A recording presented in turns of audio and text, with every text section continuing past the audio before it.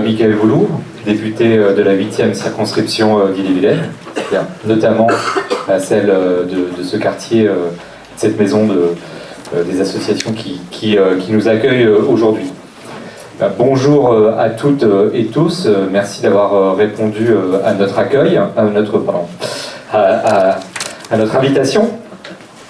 Élus, j'en vois de nombreux, militantes et militants de la cause du grand âge, habitants et habitantes, professionnels qui sont en première ligne et qui portent les préoccupations du sujet de ce soir, c'est-à-dire les préoccupations liées au grand âge depuis de longues années.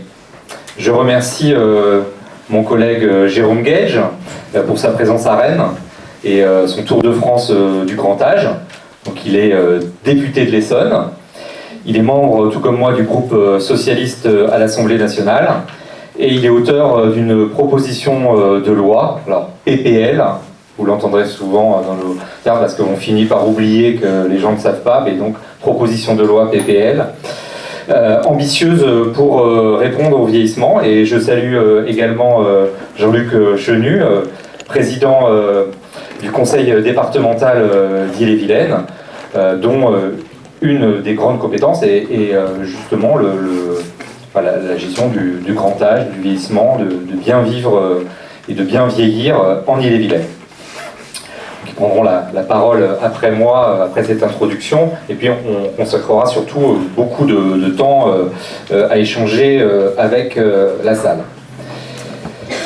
Alors, le sujet de cette réunion, je disais, c'est le grand âge, et juste pour vous replacer, c'est que comme deux autres transitions économiques, la transition majeure, numérique et écologique, la transition démographique, elle requiert une forte volonté politique.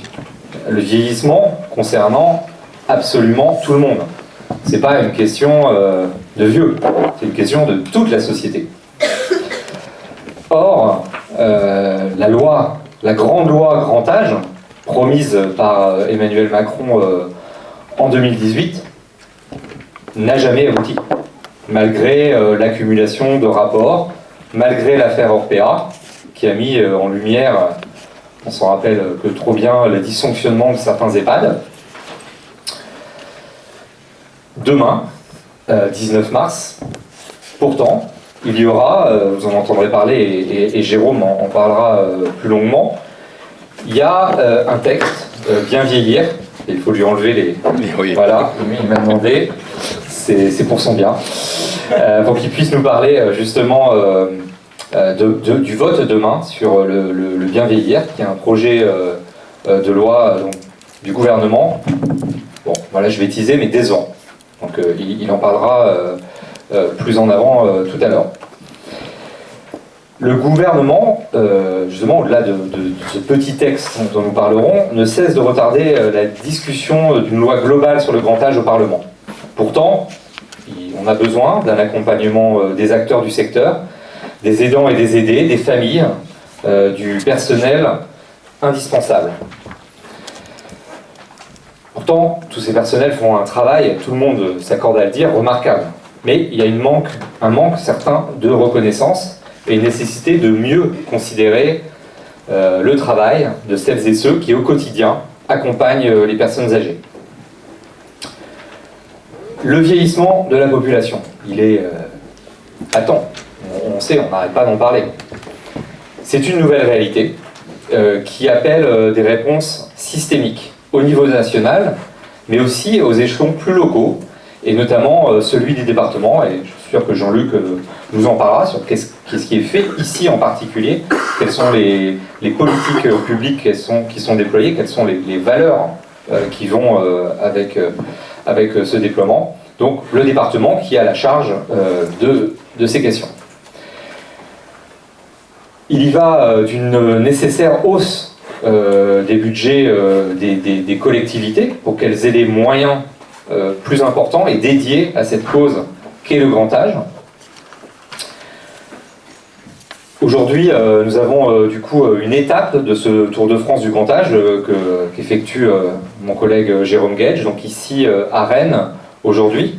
avec l'occasion d'échanger sur tous les enjeux, mais aussi de rappeler ce qui est entrepris ici, en particulier dans cette 8e circonscription d'Ille-et-Vilaine, sur Rennes et sur les communes alentours.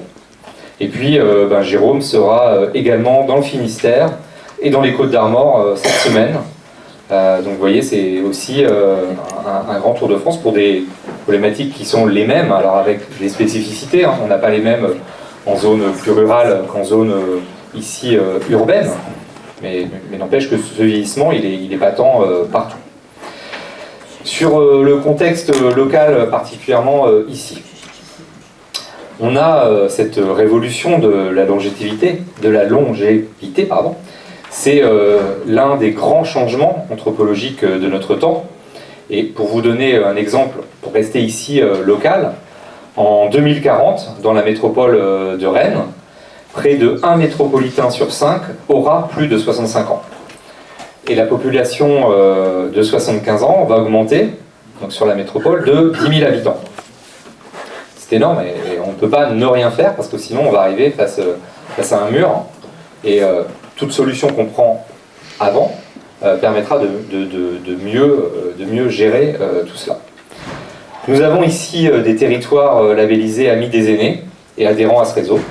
C'est c'est la raison pour laquelle on a tenu à le faire, le Tour de France du grand âge aujourd'hui, puisque Rennes recevait un label de platine de ce réseau.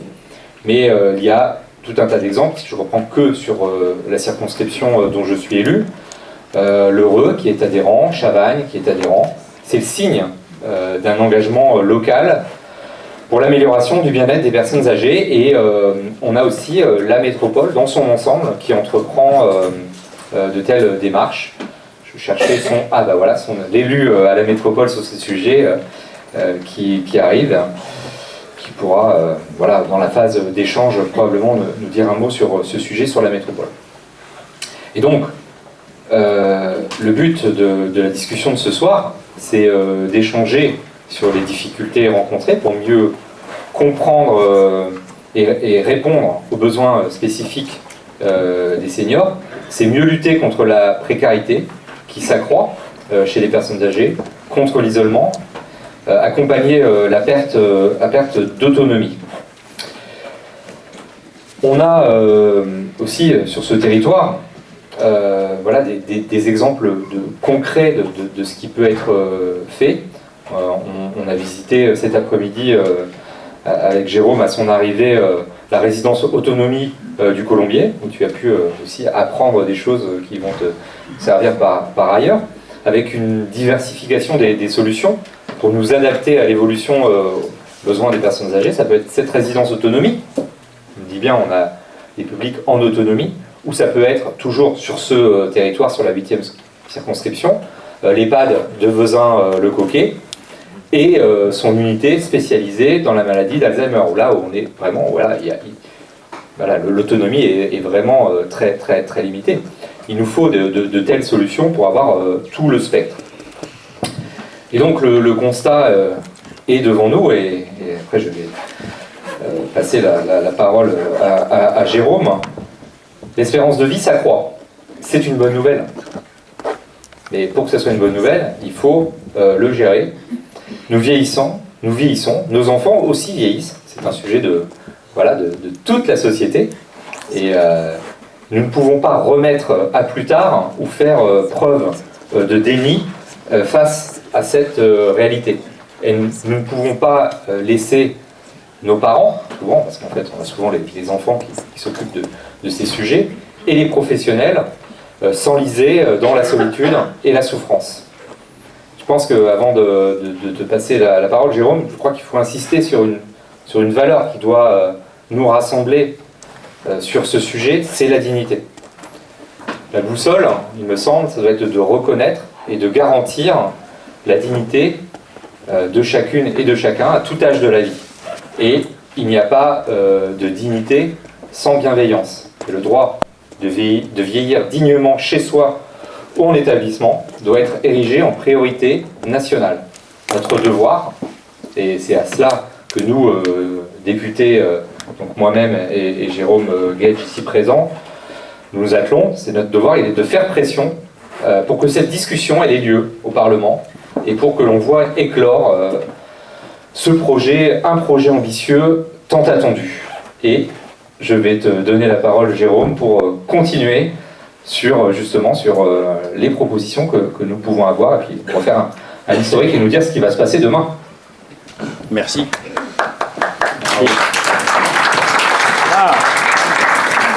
Alors, moi je voulais pas prendre ça.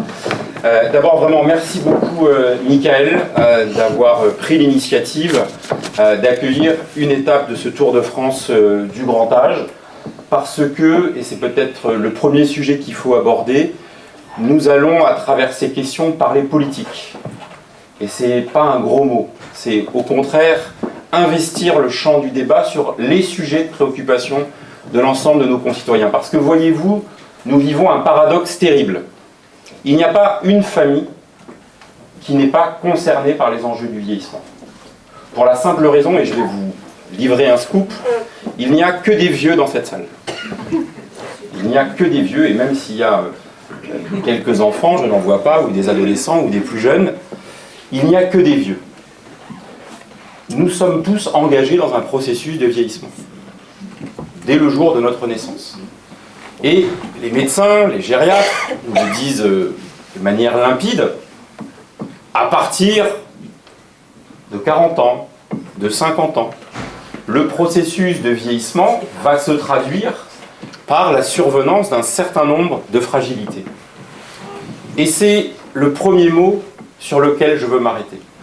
Parce qu'en parlant vieillissement, nous mettons au milieu du village la question des fragilités, la question des vulnérabilités. Et nous le faisons là où nos sociétés ont tendance à invisibiliser, à ne pas prendre à sa juste mesure la place des fragilités. Nos sociétés sont marquées par des valeurs qui les dominent, celles de la performance, de la vitesse, de la rapidité, parfois du profit. Voilà. Là où les fragilités questionnent justement. Et pourquoi le vieillissement est un enjeu essentiel? C'est parce que, je vous le disais, le vieillissement est une fragilité universelle. Nous serons tous concernés, sauf à mourir avant d'être fragiles, ce qu'on ne souhaite à personne, c'est la fameuse mortalité évitable. Nous serons tous concernés par le ralentissement physiologique, parfois psychique. Et la question qui se pose, au-delà de ce qu'on peut avoir en tête, parce qu'on va beaucoup parler de grand âge, on va parler de dépendance, on va parler de perte d'autonomie, mais le premier message que je veux vous faire passer, c'est que l'arbre de la dépendance ne doit pas cacher la forêt du vieillissement. C'est souvent la dépendance, la perte d'autonomie, la maladie d'Alzheimer, les difficultés lourdes qui sont liées, les questions des EHPAD, les questions des services à domicile, qui sont des sujets essentiels. Mais ce soir, je ne veux pas vous parler que de cela, nous en parlerons aussi. Mais nous devrons d'abord et surtout poser la question de la place des personnes âgées dans la société, dans leur diversité. Parce que si je vous disais que c'est une fragilité universelle, je suis un universaliste républicain et qui considère qu'on doit regarder l'ensemble de ces enjeux. Il y a d'autres fragilités, mais qui ne vont pas concerner tout le monde. Le handicap est une fragilité. Le sans-abrisme est une fragilité. La maladie mentale est une fragilité. La maladie chronique est une fragilité. Tout le monde ne sera pas concerné par ces fragilités. Ça concerne beaucoup de monde. Le vieillissement, tout le monde sera concerné. Et en le mettant comme enjeu global, eh bien on met toutes les autres fragilités. Et on place la question des vulnérabilités comme un critère déterminant des choix politiques, des choix de société que nous sommes amenés à faire. Et c'est la raison pour laquelle il faut prendre ce sujet à bras-le-corps, au-delà de tous les enjeux qu'on va mentionner. Alors je vous disais, le sujet c'est la place des personnes âgées dans la société. Michael, à juste titre, vous l'a dit, il faut éviter un discours anxiogène, qui parfois est problématique, qui dit « oh là là, il y a de plus en plus de vieux, c'est un problème ». Non, c'est d'abord une chance. C'est la réussite de notre système de de santé, les progrès de la médecine. C'est aussi la réussite de notre système de protection sociale. Parce que le système des retraites, alors même s'il subit au fil des ans des coups de canif plus ou moins forts, cette année en a été l'illustration, mais notre système de sécurité sociale a permis de tordre le cou à une malédiction multiséculaire qui était que, au moment de la retraite, au moment de l'arrêt de l'activité professionnelle, le risque de basculement dans la pauvreté, la précarité qui elle-même accentue les fragilités, les maladies, etc., ce risque-là a été contenu parce que c'est la gloire de la sécurité sociale et de notre système de sécurité, de protection sociale. On a aujourd'hui, ce n'est plus synonyme, voilà, la fin de l'activité professionnelle, ce n'est plus synonyme de basculement dans la précarité, ce que ça avait été longtemps dans les siècles et les décennies précédentes. Donc c'est d'abord une chance. Voilà. Pas de discours anxiogène, pas de discours qui nous dit les vieux sont un problème. Non. Voilà. C'est une réalité. Et cette réalité, il faut la regarder et ne pas l'ignorer, l'invisibiliser. Ce à quoi nous allons être confrontés, et là, c'est là que c'est terrible, parce qu'on dit gouverner, c'est prévoir. Et s'il y a bien quelque chose de totalement prévisible, mais alors vraiment, parce que la démographie, elle est tonitruante, c'est la massification du vieillissement, et je devrais dire la triple massification du vieillissement. Parce que, je vous disais, le vieillissement, c'est dans sa diversité. Il n'y a pas une catégorie informe de... Alors, pardon, j'aurais dû commencer par une explication sémantique. Moi, je dis vieux sans aucune hésitation. Parfois, on me dit « Ah, c'est pas très joli comme terme, etc. » Écoutez, on dit bien jeune. Le contraire de jeune, c'est vieux.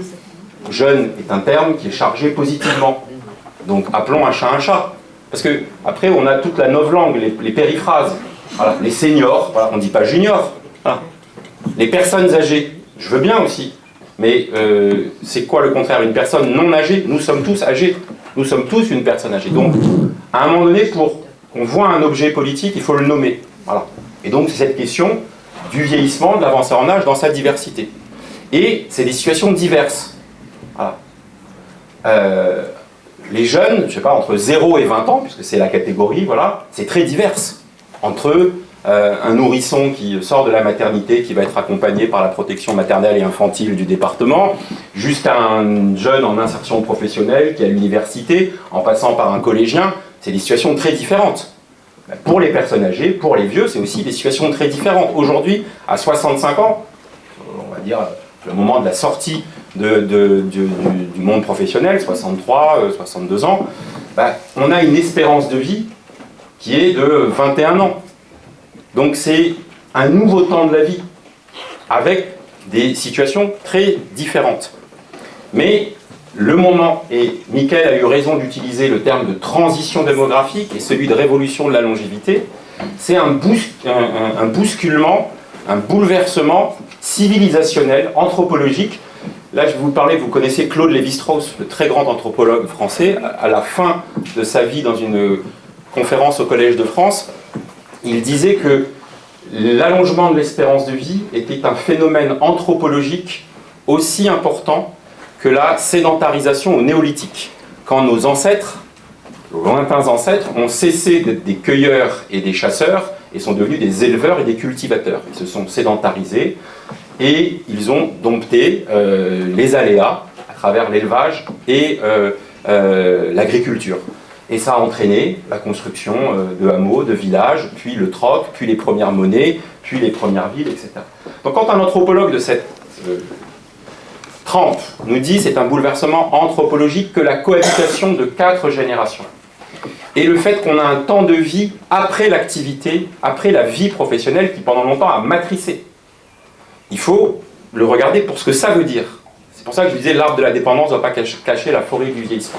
Et donc quand je vous parle de triple massification, pour des raisons évidentes, je n'ai pas besoin de revenir là-dessus, arrivent aux âges de l'avancée en âge les générations qui sont nées, j'en vois quelques-uns dans la salle, après la Deuxième Guerre mondiale. Et il s'avère qu'en France, on a une particularité par rapport à d'autres pays, c'est que le fameux baby-boom, qui a commencé donc en 1945, a été plus important en France et plus durable que dans les autres pays. Voilà. Je suis le dernier boomer, puisqu'il paraît que ce baby-boom, il va de 1945 à 1973, jusqu'au premier choc pétrolier. Moi, je suis né en 72. Et toi aussi, hein. Oui. Voilà. Donc nous sommes les derniers boomers. Mais je veux dire, on est passé brutalement à une massification des naissances, et donc, vous faites le compte, 75 ans après, arrivent aux âges de l'avancée en âge ces générations-là. Et donc la triple massification, c'est celle, alors je vais schématiser, mais pour que vous compreniez quelles conséquences ça a en termes de politique publique et de choix politique. Il y a d'abord la massification des retraités. J'arrête l'activité professionnelle et je ne suis pas concerné par des problèmes de santé. En tous les cas, pas tout de suite, c'est la bonne nouvelle. Rappelez-vous, une époque pas si ancienne et qui touche encore certaines catégories professionnelles, des gens qui ont eu des métiers pénibles, etc., où malheureusement on ne peut pas jouir de sa retraite.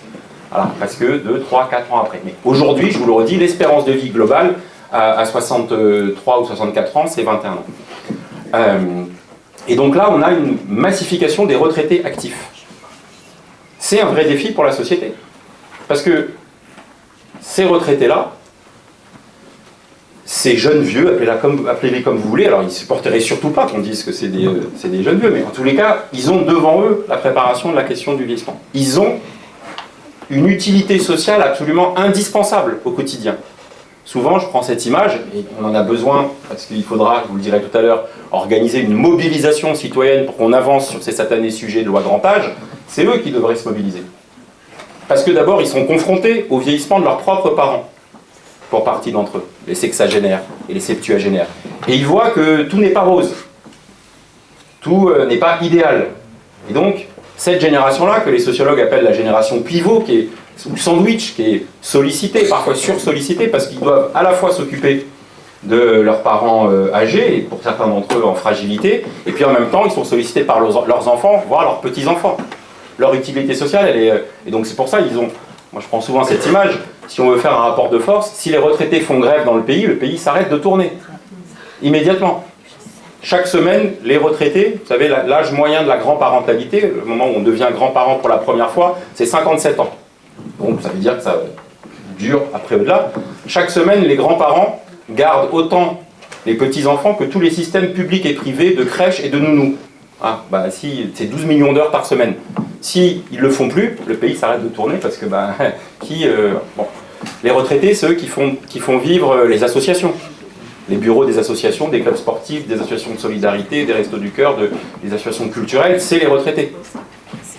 Et ils font souvent vivre les conseils municipaux et la vie démocratique. Donc, eux, ils ont un questionnement sur leur utilité sociale et la manière dont elle est reconnue, et puis ce moment-là de la disponibilité pour préparer leur propre vieillissement. Parce que les gériatres nous disent qu'il y a une sorte de pyramide, donc ce qu'on appelle la robustesse, voilà, le moment où on n'a pas de fragilité, de manière inéluctable à des âges différents en fonction de la manière dont on a anticipé les choses, du travail qu'on a fait, de son état de santé, etc., de son environnement.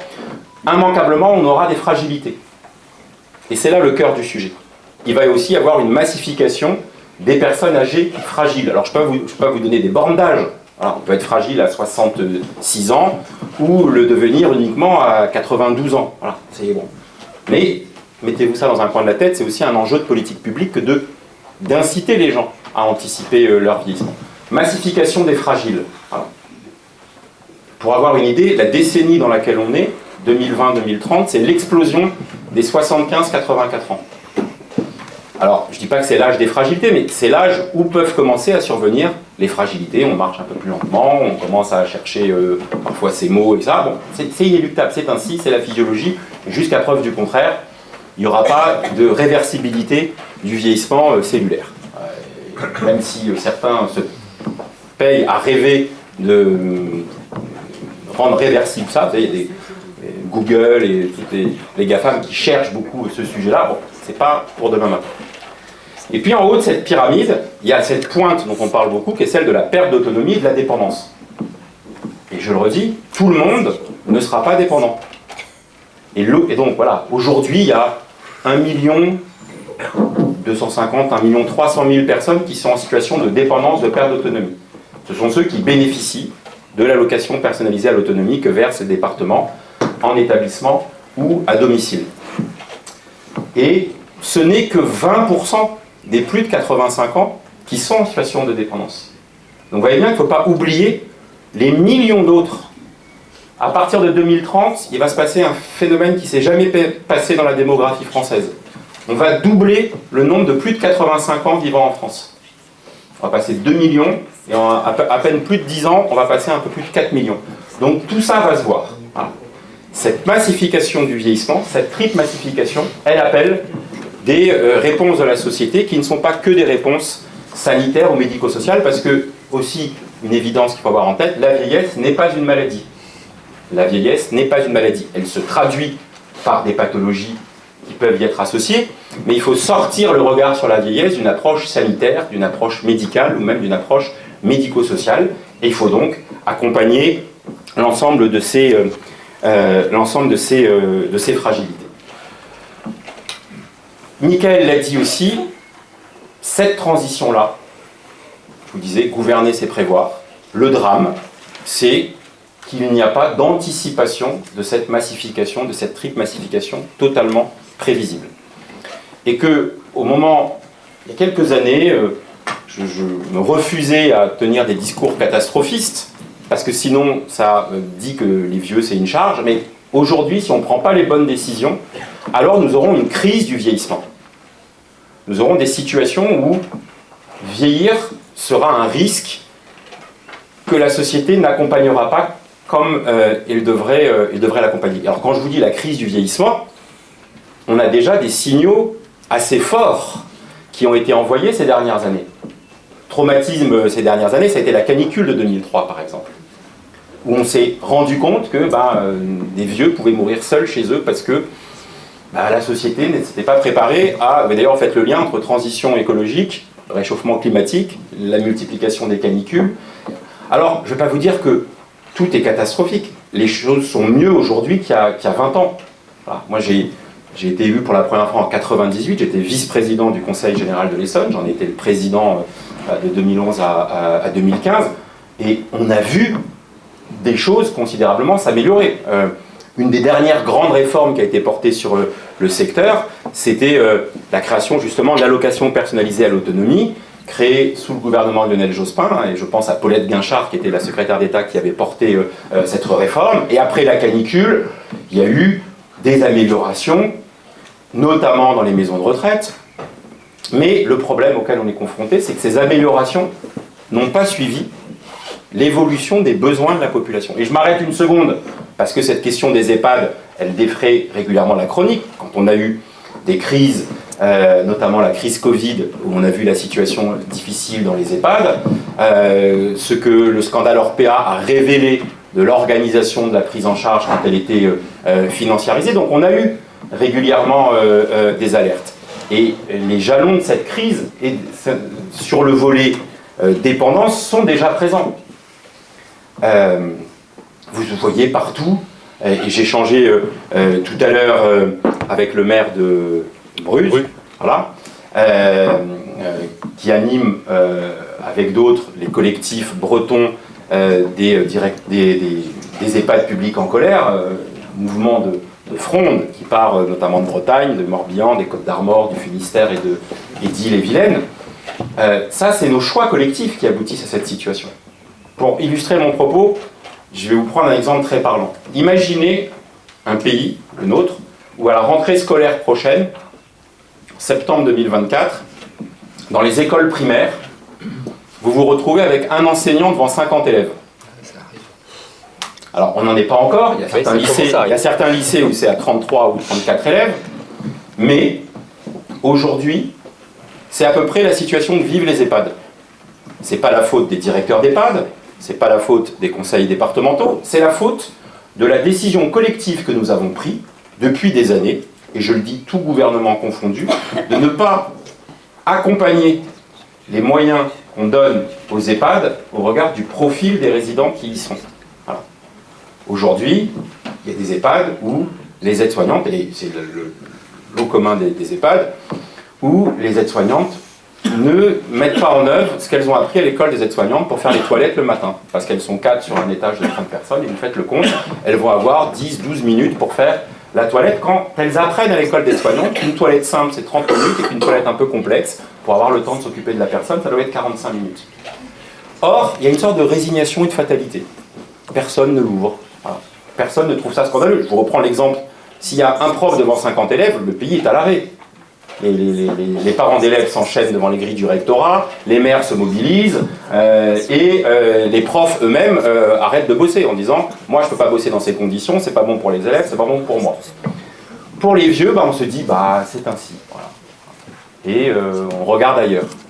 Et je pourrais vous parler des services à domicile, qui est aussi confronté à un mode d'organisation, de tarification notamment, avec une tarification à l'heure qui demeure archaïque et qui entretient la précarité de celles, puisque ce sont essentiellement des femmes, qui accompagnent les personnes âgées. Donc les ferments de la crise du vieillissement sont déjà là, dans les établissements et dans les services, mais au-delà, sur la question des fragilités, sur la question de la place des personnes âgées, avec cette idée qu'il faut que ce ne soit pas elles qui s'adaptent au monde autour d'elles, mais que ce soit la société qui s'adapte au vieillissement. Et ça, c'est un enjeu qui n'est pas un enjeu sanitaire, qui n'est pas un enjeu de médecine, qui n'est pas un enjeu de maison de retraite. C'est la manière dont la société s'adapte. C'est pour ça que je suis content d'être là aujourd'hui, parce que j'ai été aux côtés de Nathalie Appéré, parce que Rennes, qui est engagée depuis des années dans cette logique d'adaptation au vieillissement, s'est vu remettre en effet le label platine dont vous parlez. Voilà. Qu'est-ce que ça dit ça? C'est toujours bien de recevoir un label, mais ça veut dire qu'on intègre dans l'ensemble des politiques publiques, moi je le résume en une formule, il faut voir la ville, la vie ou les villages avec un œil de vieux. Voilà. Et quand on le fait, c'est bénéfique pour les vieux, mais en réalité c'est bénéfique pour l'ensemble de la société parce qu'on tient compte des fragilités. Et ça, c'est inédit de se poser cette question-là. Je vais illustrer, parce que je pense que c'est plus concret, par des exemples. À l'échelle d'une ville, cette adaptation de la société au vieillissement, la manière dont on tient compte des fragilités, ça suppose à chaque fois qu'on prend une décision de voir quelles conséquences elle a pour les personnes âgées. Voyez-vous, dans toutes les villes, droite et gauche confondues, ces dernières années, on a plutôt retiré les bancs de l'espace public. Pour des raisons bonnes ou mauvaises, souvent mauvaises, qui étaient, y a des jeunes qui squattent, ça fait du bruit au pied des immeubles, et puis il y a des SDF qui sont là, etc. Bon. Sauf que la conséquence qui n'était pas anticipée, c'est que la disparition des bancs de l'espace public a envoyé un signal subliminal, mais parfaitement reçu par les personnes âgées, qui est « restez chez vous ».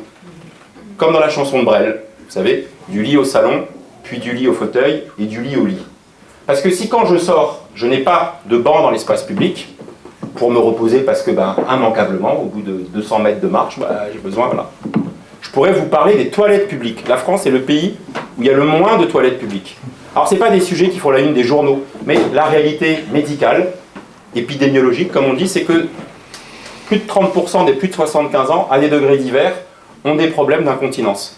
Voilà. Jamais personne ne va venir manifester en disant. Mais en retirant, on l'a vu au moment du Covid, quand notamment les cafés étaient fermés. Voilà. Et donc, vous voyez, c'est à chaque fois des micro-décisions, mais qui font système. Je pourrais vous parler de la manière dont les transports publics tiennent compte des personnes qui le transportent. Voilà. Un chauffeur de bus, il doit respecter des horaires. Donc, il a parfois une conduite qui n'est pas adaptée aux gens qu'il a dans son bus. Or, si vous avez peur dans le bus, si vous trébuchez, voire si vous tombez, le coup d'après, vous ne le reprenez pas. Et donc, vous allez d'abord être invisibilisé, et puis, petit à petit, disparaître de l'espace public. Or là, ça pose un problème. Parce que, et c'est le seul conseil, je ne suis pas médecin, mais la chose la plus documentée sur la prévention de la perte d'autonomie, c'est deux choses. L'activité physique, maintenir une activité physique, alors on pourrait parler des activités physiques adaptées, mais ne serait-ce que la marche, le jardinage, etc. Et pour ça, il faut que j'ai un environnement favorable. Voilà. Pour les transports en commun, les bancs, etc. Et parce qu'au-delà de l'activité physique, pourquoi c'est absolument indispensable? Parce que ça a toute une série de conséquences positives. Ça va vous ouvrir l'appétit, parce qu'en vieillissant, à un moment, on perd l'appétit. Alors ça se traduit par une maladie qui s'appelle la sarcopénie, la fonte musculaire, et ça a des conséquences sur un sujet dont je vais vous parler à l'instant, qui est la question des chutes. Voilà. Et l'autre sujet qui est essentiel, c'est que, pour prévenir la perte d'autonomie, c'est la question du lien social. Et vous voyez bien que ce sujet-là, il n'est pas en haut des priorités politiques. Mais l'isolement des personnes âgées est un fléau social qui ne se traduit pas aujourd'hui Alors heureusement, il y a des CCS, il y a des conseils départementaux qui identifient le sujet.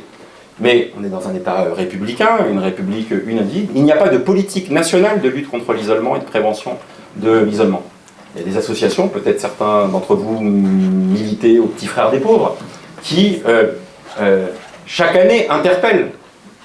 Il y a 2 millions de personnes âgées qui sont en situation d'isolement, dont 500 000 en situation de mort sociale. C'est-à-dire qu'en une semaine, ils n'ont aucun contact avec les 4 cercles du lien, que sont la famille, les amis, le voisinage et les services publics ou marchands, c'est-à-dire les commerces, donc des gens qui parlent à personne. Bon, est-ce qu'on dit c'est la vie, c'est comme ça, et on ne s'occupe pas? Or, l'isolement, comme la sédentarité, sont des facteurs de perte d'autonomie, et qui renvoient l'un comme l'autre à la question de l'endroit où je vis. Et ça, ce n'est pas une politique qui est décidée par la branche autonomie, dont je vous dirai peut-être un mot, c'est la manière dont on adapte les logements. Parce qu'un logement adapté est absolument indispensable pour justement anticiper et éviter les fragilités. L'objectif des politiques publiques, c'est il y a de plus en plus de gens qui vont être fragiles, faisons en sorte qu'ils restent fragiles et qu'ils ne basculent pas dans la perte d'autonomie. C'est bon pour les personnes et accessoirement, sans être cynique, c'est bon pour les finances publiques. Parce que si la personne, voilà, vous avez compris. Je vous ai parlé des chutes, je vais vous prendre cet exemple parce que c'est une manière de dire c'est quoi, tu le disais, c'est une affaire de volontarisme politique et de volonté politique. Je vous ai dit que j'étais né en 72. Voilà. Cette année-là, en France, il y avait 16 000 morts sur les routes, du fait des accidents de voiture. 16 000. Alors que la population française devait être que de 50 millions d'habitants à cette époque. 50 ans, 52 ans, après, on est 68 millions d'habitants et il n'y a que 3500 morts sur les routes. C'est déjà trop, mais on peut dire collectivement que c'est une politique publique qui a été couronnée de succès. Et ce n'est pas le fruit du hasard. C'est parce qu'à un moment donné, la société dans son ensemble a dit c'est plus possible d'avoir des générations entières qui sont fauchées sur les routes. Et donc chacun, soit spontanément, soit par de la loi, de l'imposition, a changé les choses. Les constructeurs automobiles, ils ont changé les matériaux des voitures. Voilà. Avant, c'était des cercueils roulants. Voilà. On a mis en place des glissières de sécurité sur les autoroutes. On a fait des ronds-points, les conseils départementaux. On a fait des campagnes de sécurité routière. Où on a montré à voir la violence des décès sur la route. Vous vous rappelez, le moment où la sécurité routière a mis des images chocs. On a mis des policiers au bord de la route. On a fait le permis à points. On a mis des radars. On a imposé le port de la ceinture de sécurité. Il y a eu on a formé les enfants dès l'école à la sécurité routière. Pourquoi je vous prends ce long exemple? C'est que ça a été multifactoriel, et avec un résultat. Chaque année en France, il y a un peu plus de 150 000 personnes âgées qui chutent, et il y en a 10 000 qui meurent. Et ce chiffre est stable depuis des années. Donc là, il y a 2 attitudes possibles. On peut se dire, c'est ainsi, les vieux, ça tombe et ça meurt. Voilà. C'est une fatalité, et on se résigne à ça. Vous avez compris pourquoi je fais le parallèle avec la sécurité routière et avec des accidents? C'est qu'il est possible d'avoir une politique publique multifactorielle qui dit dans le pays, nous ne nous résignons pas à la chute des personnes âgées. C'est-à-dire, mais comment on va empêcher la chute des personnes âgées? Je vous disais, le facteur premier de prévention de la chute des personnes âgées, c'est l'activité physique. C'est quoi la politique publique de développement de l'activité physique adaptée? En 2016, à l'Assemblée nationale, on a voté une loi, très bien, pour les personnes en affection de longue durée, pour faire le sport sur ordonnance. Très bien. Parce que là aussi, c'est le plus documenté, la pratique sportive, sur les maladies chroniques, comme sur les questions de vieillissement, c'est la chose la plus efficace. Donc, demain, faites une demi-heure ou 1 heure de marche, c'est l'essentiel. Sauf qu'on n'a pas remboursé par la sécurité sociale, alors que si on rembourse par la Sécu, aujourd'hui c'est quelques mutuelles et quelques villes qui financent les actions d'activité physique adaptée, on est certain qu'on fait des économies pour l'ensemble du système de santé. Voilà. Je vous prends cet exemple. Sur l'adaptation du bâti, on n'a pas une politique volontariste de prévention des chutes, par exemple, dans les nouvelles constructions. Vous savez, sur la transition écologique, à une époque, on a fait de la HQE, vous vous rappelez, haute qualité environnementale, c'est maintenant devenu une norme de construction. Un promoteur immobilier ne peut plus construire un logement s'il ne récupère pas les eaux, s'il n'utilise pas du bois qui a été pas traité, qui vient de l'autre bout de la planète, etc. Bon bref, voilà, vous connaissez. Bon, pourquoi? Parce qu'on n'a pas une norme HQ vieux dans les constructions de logements, pour intégrer que des gens vont y vieillir. Voilà. Dès la construction, je vous prends un exemple anecdotique, qui n'est pas propre que aux vieux. Les chutes dont je vous parle, pour beaucoup, elles ont lieu la nuit dans la maison. Parce que je me lève, j'ai besoin d'aller faire pipi, truc, je tâtonne, je ne trouve pas mes lunettes, je ne trouve pas l'interrupteur, je marche, je me casse la figure. Si dans la construction des logements, pour quelques euros de plus de la construction de ces logements, on intègre des interrupteurs à détection de mouvement, avec la faculté de les allumer ou pas les allumer, c'est plus simple que d'aller convaincre la personne quand elle a 75 ans d'aller installer ça. Et en plus, c'est plus coûteux à ce moment-là. Et en plus, ça bénéficie à tout le monde. Moi, je suis myope et j'ai des lentilles. Voilà, donc le soir, quand je me relève, parfois, je ne les remets pas. Si le chemin lumineux s'allumait, voilà. Une politique de prévention des chutes, c'est dans l'adaptation des logements, dans le parc social ou dans le parc privé. Avec par exemple l'intervention des ergothérapeutes, qui est un métier absolument indispensable, mais pas suffisamment valorisé, parce que là on est vraiment dans la prévention. Bref, vous voyez que le volontarisme, voilà. Donc là, depuis l'année dernière, on a un plan anti-chute lancé au niveau national, mais les effets, je dirais, un peu contraignants, tardent à voir le jour. Voilà sur ce qu'est une logique de prévention de cette perte d'autonomie qui effraie tant, pour des raisons légitimes, et qui, en plus, peut avoir un coût pour la société, et évidemment pour chacune des personnes. Alors, et je veux terminer par là pour qu'après on puisse échanger, face à ce diagnostic.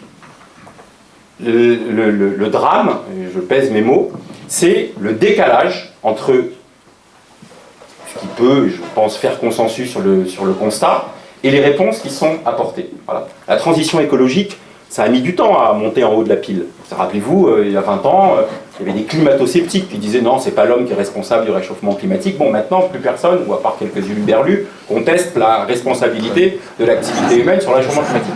Sur la transition démographique, il y a encore une forme de déni. Et je vais vous dire pourquoi. Alors d'abord, ça peut s'expliquer, il y a un déni intime du vieillissement. Personne n'a envie de voir son propre vieillissement.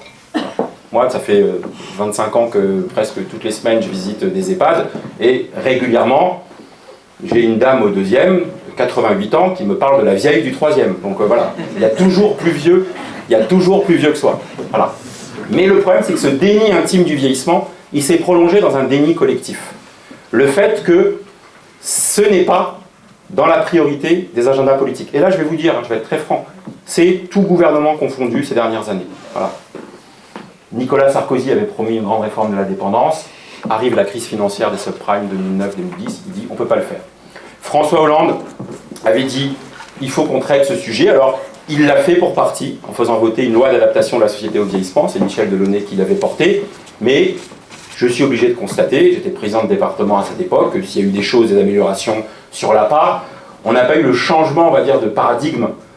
Alors que le titre de la loi était très bien, loi d'adaptation de la société au vieillissement, avec cet objectif d'anticipation et d'adaptation, mais les moyens n'ont pas suivi, et le côté transversal, interministériel, dire que ça concerne pas uniquement la ministre des personnes âgées, c'est souvent une femme, mais ça concerne tous les ministres, le ministre du logement, le ministre des transports, le ministre du sport, hein, pour les raisons que j'évoque, hein, parce que si demain, on demande aux fédérations sportives d'avoir une politique de développement des sections vétérans, elles sont liées par contrat avec l'État, elles doivent le faire. Alors souvent des maires ou des conseils départementaux incitent par leurs subventions à développer ce genre de choses, mais on est très loin de ce qui existe par exemple dans des pays scandinaves où c'est quasiment systématisé cet aspect des choses. Donc voilà, puis donc je vous parlais de François Hollande, donc la loi est votée en 2015.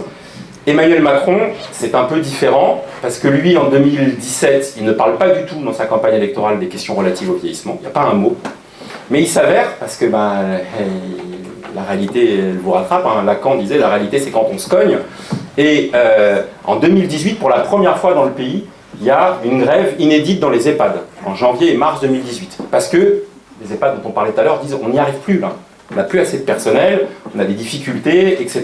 Et donc, Emmanuel Macron, à sa manière un peu disruptive, annonce qu'il va faire une loi grand âge. Alors moi, je suis le premier, je dis, super, j'étais devant le congrès de la mutualité française à Montpellier, moi j'étais dans la salle. Ah, je dis, bah super, et puis en plus il dit, on me dit que ça coûte de l'argent, on ira le chercher avec les dents, hein. Il le dit en s'éloignant de son discours.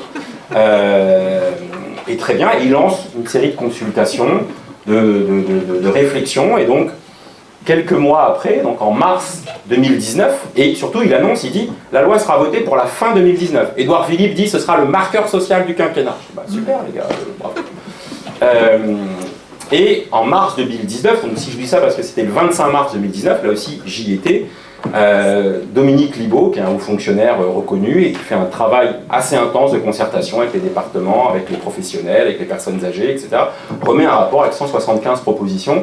Donc vous voyez, ça fait 5 ans jour pour jour, hein, presque, le 25 mars. Et malheureusement, le rapport Libaud, il a connu le même sort que le rapport Borloo. Je ne sais pas si vous vous rappelez le rapport Borloo pour les quartiers populaires, pareil, grande concertation, tout le monde est favorable à ça, et classement à la verticale, et il n'y a rien qui se passe derrière. La crise Covid arrive par-dessus. Au sortir, le président dit bah oui, un des enseignements, c'est que il faut un plan massif pour les aînés. Alors à ce moment-là, en juillet 2020, il pense à nommer une ministre chargée des personnes âgées. C'était la première fois qu'il n'y en avait plus en France depuis 1981. Donc on s'est dit très bien, Brigitte Bourguignon, elle va écrire la fameuse loi, etc. Le temps passe, il ne se passe rien. 2022 arrive. Alors là, pour le coup, dans la présidentielle, il n'en parle plus du tout.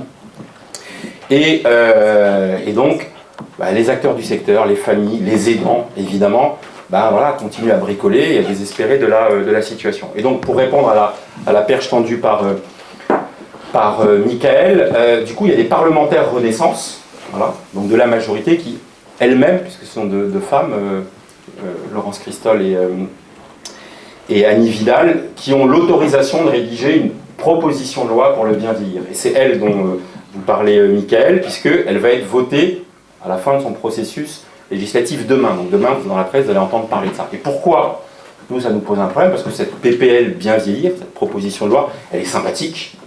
Il y a quelques mesures qui vont dans le bon sens, mais qui ne sont pas du tout à la hauteur des enjeux que je viens de vous mentionner, ni dans l'adaptation, la prévention, ni dans le renforcement des moyens pour les EHPAD ou pour les services à domicile. Par exemple, il y a une mesure, c'est on va donner une carte professionnelle pour les aides à domicile, pour qu'elles ne se prennent plus des PV quand elles stationnent pour aller voir quelqu'un, et pour qu'elles puissent aller en priorité chercher les médicaments à la pharmacie. C'est très bien, il y en a besoin. Voilà. Mais vous voyez bien que... Bon, et on a quelques mesures qui vont dans le bon sens. Mais là, on est plusieurs à s'être dit, ce n'est pas à la hauteur des enjeux, des promesses qui ont été engagées. Donc je vous la fais courte. On réussit, au moment du débat parlementaire, à faire voter, Michael était là, un amendement. Alors il s'avère que c'était un amendement que j'avais déposé au nom du groupe socialiste pour dire, nous on veut vraiment une loi grand âge. Voilà. Cette PPL c'est bien, c'est la première brique, mais on veut la maison tout autour. Voilà. Et même les parlementaires Renaissance n'étaient pas hostiles à ça, parce qu'elle mettait le pied dans la porte, mais c'est le problème entre le Parlement et l'exécutif. Ben, figurez-vous que cet amendement il est voté à l'unanimité. Tous les députés disent ouais, on veut une loi grand âge. Ça suffit, on ne peut pas repousser, parce qu'il n'y a pas un élu quand il est sur le terrain qui ne voit pas que ce n'est pas un sujet du quotidien. Au Sénat, le texte va, pareil, il vote à l'unanimité cet amendement. Et donc du coup, Elisabeth Borne, qui était à l'époque Première ministre, elle prend l'engagement, en 2024, de faire une véritable loi grand âge. Donc on s'est dit, ah, enfin, alors on ne sait pas exactement ce qu'il va y avoir dedans, on va avoir la co-construction. Bon, patatras, remaniement. Arrive Gabriel Attal, avec deux nouvelles ministres, et depuis qu'il est Premier ministre, il ne dit plus un mot sur cette loi grand âge, alors que sa prédécesseur, du même camp, avait annoncé cette loi grand âge. Et donc du coup, bah, là on est dans cette situation dingue, où demain on a un texte qui est voté, qui a un article qui dit, c'est un peu baroque, une loi qui dit il faut faire une loi plus ambitieuse. Mais bon, au moins on l'a inscrit dedans, et le Premier ministre qui n'en dit pas un mot. Donc moi, avec Michael, demain on va prendre la décision en groupe, on est dans l'état d'esprit de dire vous vous foutez de nous. Voilà. Si c'est pour solde de tout compte, ce sera sans nous. Et c'est la raison pour laquelle, et c'est le sens de ce Tour de France, on essaye de populariser l'ambition d'une loi grand âge plus transversale, plus panoramique et aussi plus ambitieuse. Et c'est pour ça qu'on a, et vous avez eu un petit résumé, le petit dossier de presse, on a rédigé il y a quelques mois cette proposition de loi. Alors je vous le dis tout de suite, elle n'a aucune chance d'être examinée, parce qu'une PPL avec 166 articles, ça ne trouve pas sa place à l'ordre du jour de l'Assemblée, mais c'était pour montrer au gouvernement, voilà ce que vous pourriez faire. Et moi, quand j'ai rédigé avec Michael et d'autres cette proposition de loi, j'ai pas inventé les choses, j'ai repris tous les rapports qui avaient été commandés ces dernières années, avec plein de propositions, elle les a transformés en loi. Et je m'arrête là un instant, le changement de braquet, c'est d'abord de dire qu'il faut que la société consacre, d'abord, regarde le sujet du vieillissement, n'aie pas peur de le regarder, Pour ça, ça suppose de reconnaître la place des personnes âgées. Parce que oui, je le dis, alors les gens me disent, mais les vieux, ils ont tout... Et en plus, c'est boomers, là, qui ont tout eu pendant les 30 glorieuses, etc. Mais il y a une invisibilisation des personnes âgées. Je vais vous dire un truc qui peut paraître anecdotique. Voilà. L'ARCOM, qui est le CSA, vous savez, l'audiovisuel, le gendarme de l'audiovisuel, il fait des mesures tous les ans de ce qu'on voit, voilà, pour mesurer la diversité, pour mesurer la place des femmes dans les programmes, voilà. Et il le fait aussi sur les personnes âgées. Et c'est un baromètre qui n'est pas suffisamment commenté. Il y a 21% de personnes âgées de plus de 65 ans en France aujourd'hui. Okay, vous savez combien on en voit à la télévision? 6%. Donc l'invisibilisation des personnes âgées, elle passe par la culture populaire. Si on ne voit pas les vieux, si on ne voit pas des initiatives positives, et quand on les voit, c'est que quand il y a des problèmes. Une épidémie, une maladie, ou je ne sais pas quoi, etc. Mais le rôle des grands-parents, la place des personnes âgées, cette invisibilisation des personnes âgées, elle contribue à ce que le sujet ne soit pas sur l'agenda politique. Bref, on a donc rédigé cette proposition de loi pour montrer la diversité. Alors je ne vais pas vous faire les 166 articles, sinon on serait là. Mais c'est très variable. Voilà. Et donc ça c'est le premier point, reconnaître la place des personnes âgées dans la société, prévenir les fragilités, et donc là, ça va de la lutte contre la dénutrition à la promotion des activités physiques adaptées, la reconnaissance du statut d'ergothérapeute. Bon, il y a plein de propositions. C'est la place la pleine citoyenneté des personnes âgées, et aussi de ne pas avoir peur des lieux qui accueillent les personnes âgées. Il y a une proposition, vous allez peut-être la trouver anecdotique, mais vous voyez, c'est la proposition, parce que depuis toujours, le jour du vote, où est-ce qu'on vote? Dans les écoles. Parce que les villes disent, voilà. Une des propositions, c'est de rendre possible qu'on puisse ouvrir des bureaux de vote dans les EHPAD. Pourquoi on ferait ça? D'abord parce qu'au moins un jour par semaine, par an, quand il y a les jours, les dimanches, on irait dans ce lieu-là. Ce lieu-là ne doit pas être un lieu fermé. Malheureusement, les EHPAD se sont bunkerisés ces dernières années parce que, comme ils n'ont pas assez de moyens et qu'on assigne un risque zéro aux gestionnaires d'EHPAD, le risque zéro, c'est la mort. Hein. Voilà. Si on veut accepter qu'il y ait de la vie, il faut qu'il y ait des gens qui rentrent, qui sortent. Donc, par exemple, cette idée d'ouvrir, de faire les bureaux de vote dans les EHPAD, accessoirement, ça permettra aux personnes âgées qui vivent de pouvoir voter dans de bonnes conditions. Et puis, je pourrais vous parler aussi de l'idée de jumeler de manière systématique les EHPAD avec des partenariats. Un équipement culturel, la médiathèque, le théâtre, etc. De le jumeler avec un club sportif pour que les gens y viennent, de le jumeler avec des écoles. Alors, il y a plein d'initiatives qui existent, on en parlait tout à l'heure à la résidence autonomie, avec des partenariats. Mais ce n'est pas le cas partout. Donc, l'autre proposition forte que nous faisons, parce que c'est une préoccupation, c'est évidemment de doter de moyens suffisants. Et donc vous parlez de la réforme des services à domicile et d'une tarification à l'heure qui pose problème, qui fait que ces métiers ne sont pas attractifs et qu'on risque d'avoir une crise de recrutement, d'attractivité sur les métiers médico-sociaux. Il y a l'idée aussi de simplifier pour les gens, d'avoir une seule allocation pour financer les personnes âgées. Aujourd'hui, il faut aller à plusieurs guichets. L'APA, l'aide sociale à l'hébergement, dans les deux cas auprès du département, mais aussi les aides au logement et la fameuse réduction d'impôt dont on propose que ce soit un crédit d'impôt. Bref, oui, je m'arrête. Je te fais le temps. Allez, j'ai compris, vous avez compris que je pourrais vous en parler pendant 24 heures d'affilée. Et ça suppose deux sujets. Je vais passer la transition. Les conseils départementaux sont les chefs de file des politiques sociales à destination des personnes âgées. Et je pense qu'ils ont un rôle éminent à jouer, notamment dans la prévention de la perte d'autonomie, et que pourquoi tous les gouvernements repoussent, c'est la question du financement. Voilà, on ne va pas se mentir, je vous ai dit 9 à 10 milliards d'euros à aller chercher à l'horizon 2030, on dépense 25 milliards aujourd'hui, donc c'est beaucoup et peu à la fois, sur les 200 milliards de dépenses d'assurance maladie, ou sur les 700 milliards de l'ensemble de la sécurité sociale. Donc là, c'est un choix de société. Aujourd'hui, on est confronté à des acteurs qui disent qu'il ne faut surtout pas augmenter les prélèvements obligatoires. Mais rendez-vous compte, même la Cour des comptes, ce n'est pas un repère de gauchistes, la Cour des comptes. La Cour des comptes, ils disent qu'il faut augmenter la dépense publique pour accompagner, pour que les départements puissent intervenir dans de meilleures conditions, pour qu'on puisse baisser éventuellement le reste à charge des familles qui sont inquiètes, notamment dans les EHPAD, mais surtout, parce que pour moi c'est la priorité, pour qu'on donne des moyens. Et je veux vraiment terminer par là. Une politique ambitieuse du vieillissement, ce n'est pas une politique pour les vieux. Ce n'est pas pour mettre de l'argent dans la poche des vieux. Ce dont on parle, c'est de créer des emplois de proximité, non délocalisables, non substituables. C'est une politique d'aménagement du territoire, parce qu'il y a des pans entiers de la France, on manque de personnel pour accompagner, et ce sera aussi un enjeu de revitalisation de certains bourgs et de certains hameaux où il ne reste plus que des vieux. Voilà. Et que donc s'il n'y a pas les services à domicile, et donc les familles qui viennent pour faire la prestation de services, les écoles ferment, donc c'est aussi un enjeu d'aménagement du territoire. C'est un enjeu, c'est une politique féministe.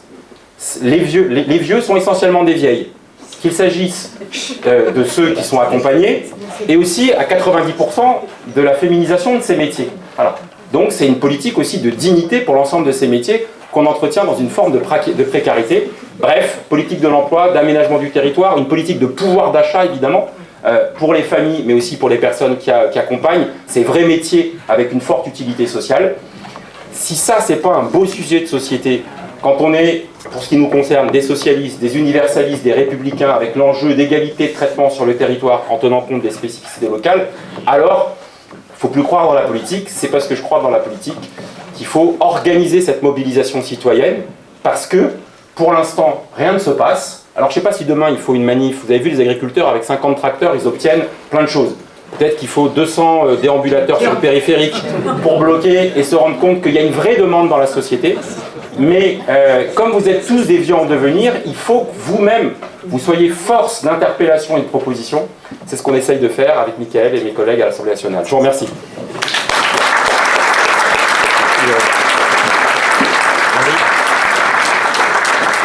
Bien.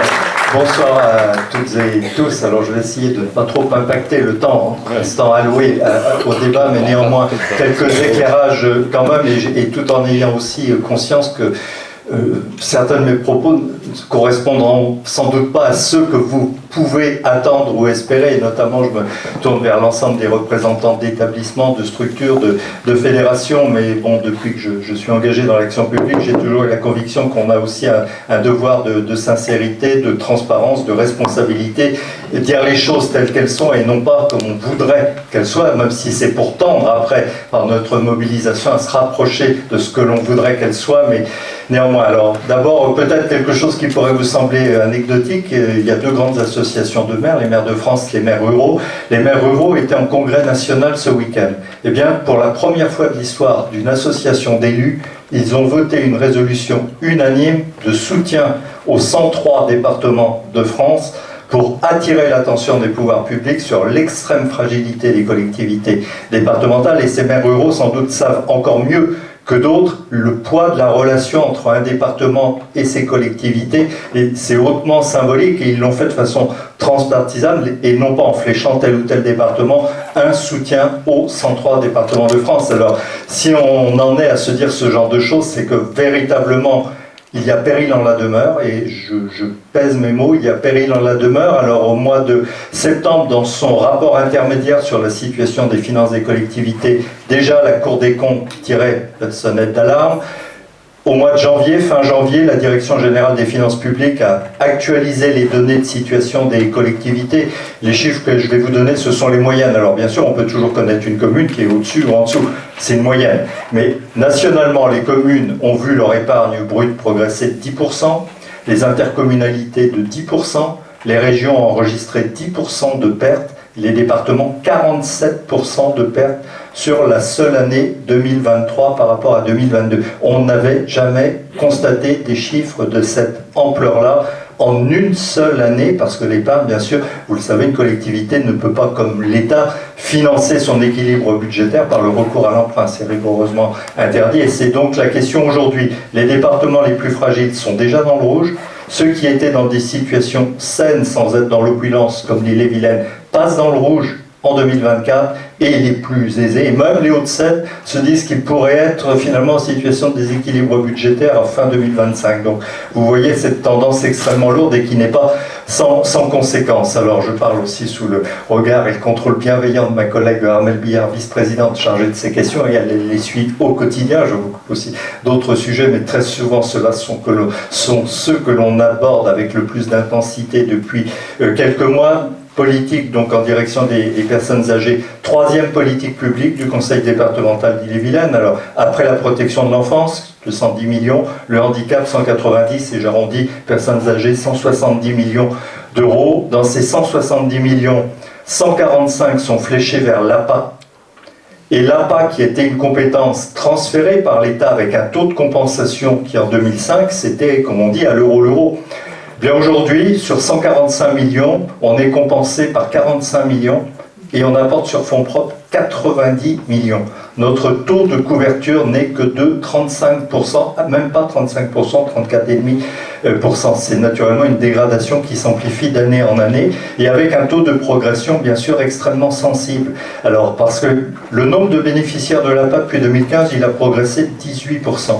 Par contre, nos dépenses en matière d'APA de 48%. Parce que vous le savez, entre financer un GIR 4 ou un GIR 1, c'est pas du tout la même chose. Et que l'intensité, bien sûr, des problématiques à prendre en charge, elle est croissante et qu'on est de plus en plus dans des niveaux très élevés de dépendance et que l'entrée dans les structures, souvent, se fait d'emblée dans ces niveaux très élevés et souvent à des âges extrêmement avancés, mais avec naturellement une mobilisation de moyens budgétaires considérables. Alors, l'Ille-et-Vilaine, comme beaucoup de départements, a été confronté en 2023 à quelque chose de totalement inédit. On pouvait faire face à l'un ou à l'autre, mais pas aux deux en même temps. Alors, côté recettes, 51 millions de pertes de droits de mutation en une seule année. Au niveau national, c'est 3250 millions d'euros de pertes. Face à cela, le gouvernement nous dit de quoi vous plaignez-vous. On avait prévu un plan de soutien à 53 millions, on le porte à 106. C'est-à-dire qu'on compense 3250 millions de pertes par 106 millions de dotations. Faites le calcul, ça fait un taux de couverture des pertes de 4%. Et dit autrement, un taux de non-couverture de 96% de pertes non couvertes. C'est notre lot à tous au niveau national, avec bien sûr des disparités d'un département à l'autre, mais cette perte, elle est de plus de 20% à l'échelle nationale. Et puis, en parallèle, en 2023, une généralisation, mais à un niveau inégalé, de progression des dépenses sociales. Alors la protection de l'enfance avec une dynamique toujours extrêmement forte. Mais ces dernières années, dans le secteur des personnes âgées, on était sur des taux entre 4 et 6%. On est passé à 15% en 2023. On a mis 21 millions d'euros de plus sur la table pour faire face. Alors, au financement en année pleine de toute une série de mesures décidées en 2022, mais qui souvent portaient sur 6 mois, sur 4 mois. Bien, dès qu'on passe en année pleine, ça donne cela.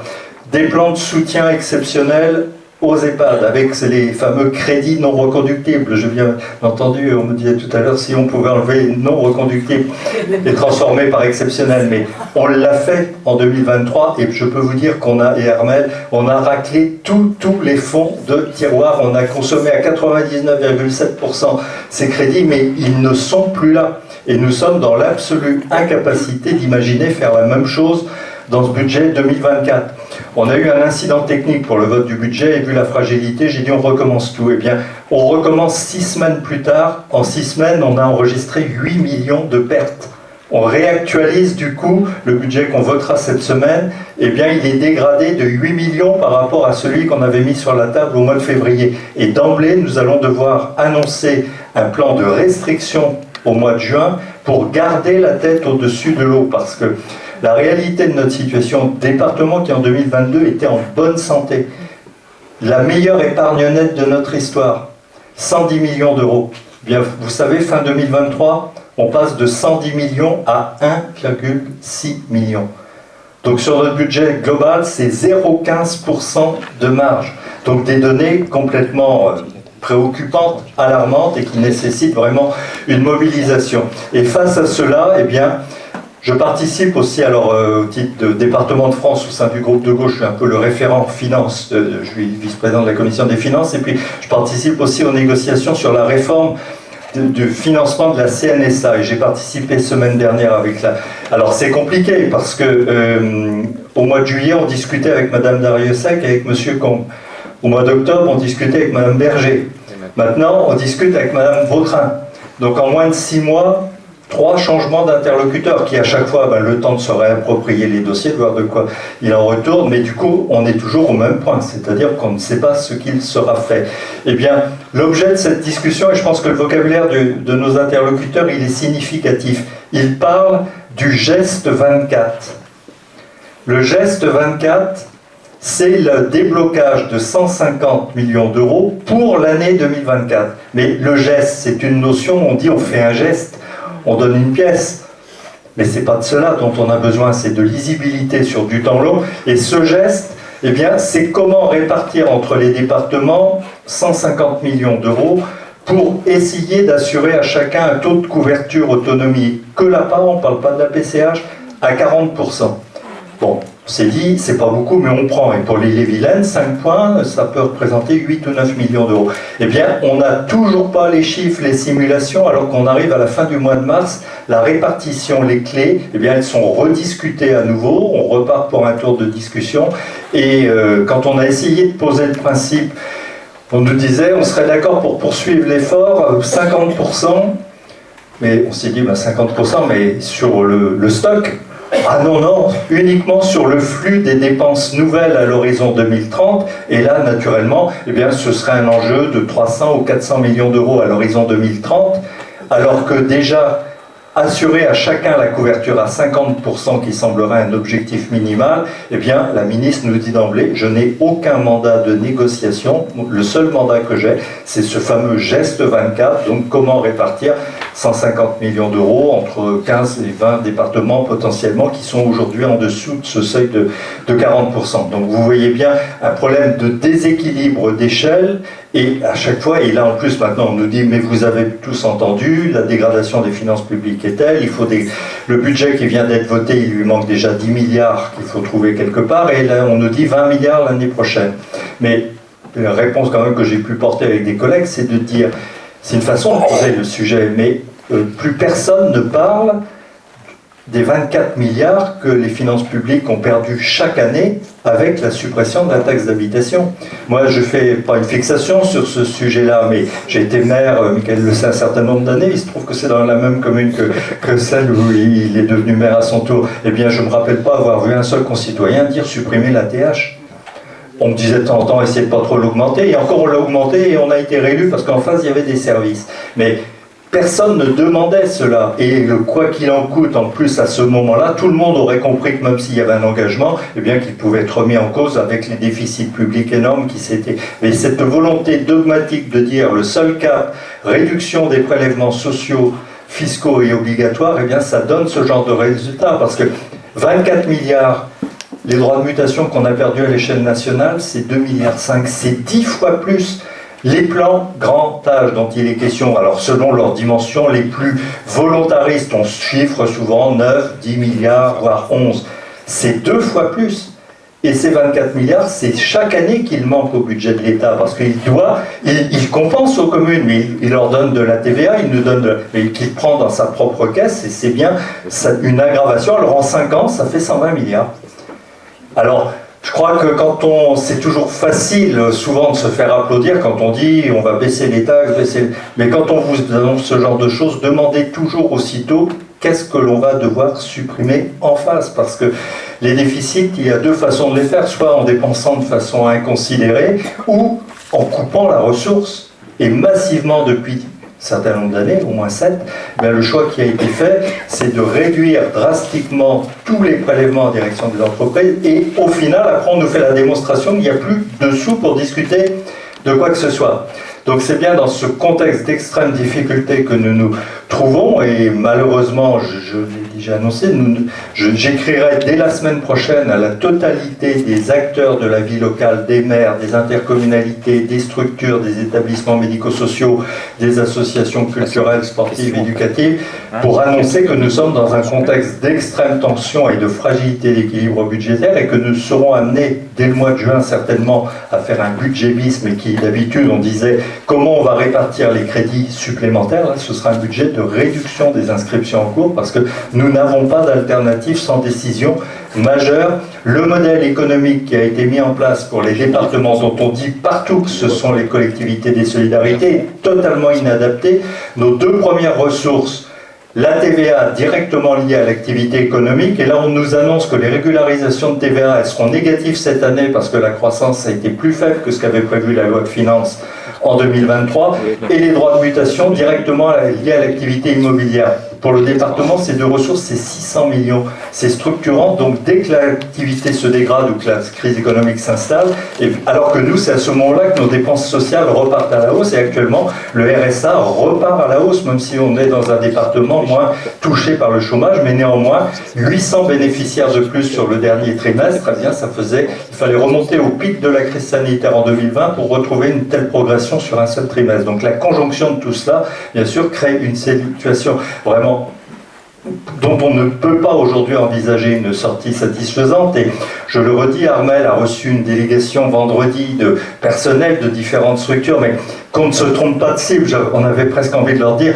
la préfecture c'est de l'autre côté, quoi, parce que alors c'est vrai que nous ils disent qu'on est plus sympa, on discute, bon, mais c'est à un moment donné la limite de l'exercice, c'est quand même de ne pas se tromper d'adresse, c'est le cas de le dire. Et depuis on n'est plus dans les mêmes bâtiments en plus depuis un an, donc vraiment il faut plus. C'est peut-être des habitudes qui ont été prises, mais ne vous trompez pas d'interlocuteurs, ce sont bien des choix nationaux, des arbitrages qui sont faits. Alors on peut en penser ce qu'on veut, peut-être qu'individuellement on apprécie de ne plus payer de taxes d'habitation, mais dites-vous bien quand même que cet argent servait à quelque chose, et notamment au financement de ces services dont on a un besoin criant, parce que nous, dans notre territoire, qui reste globalement plus jeune que la moyenne nationale, les plus de 80 ans progressent 4 fois plus vite que la population totale. Alors, d'emblée, je dis, c'est pas parce qu'on a plus de 80 ans qu'on est dans une situation de dépendance, mais le risque de le devenir, bien sûr, va quand même croissant, et que l'arrivée aujourd'hui, on avait une certaine stabilité, la courbe n'avait pas été exponentielle en termes d'effectifs, mais là, elle va le devenir très rapidement.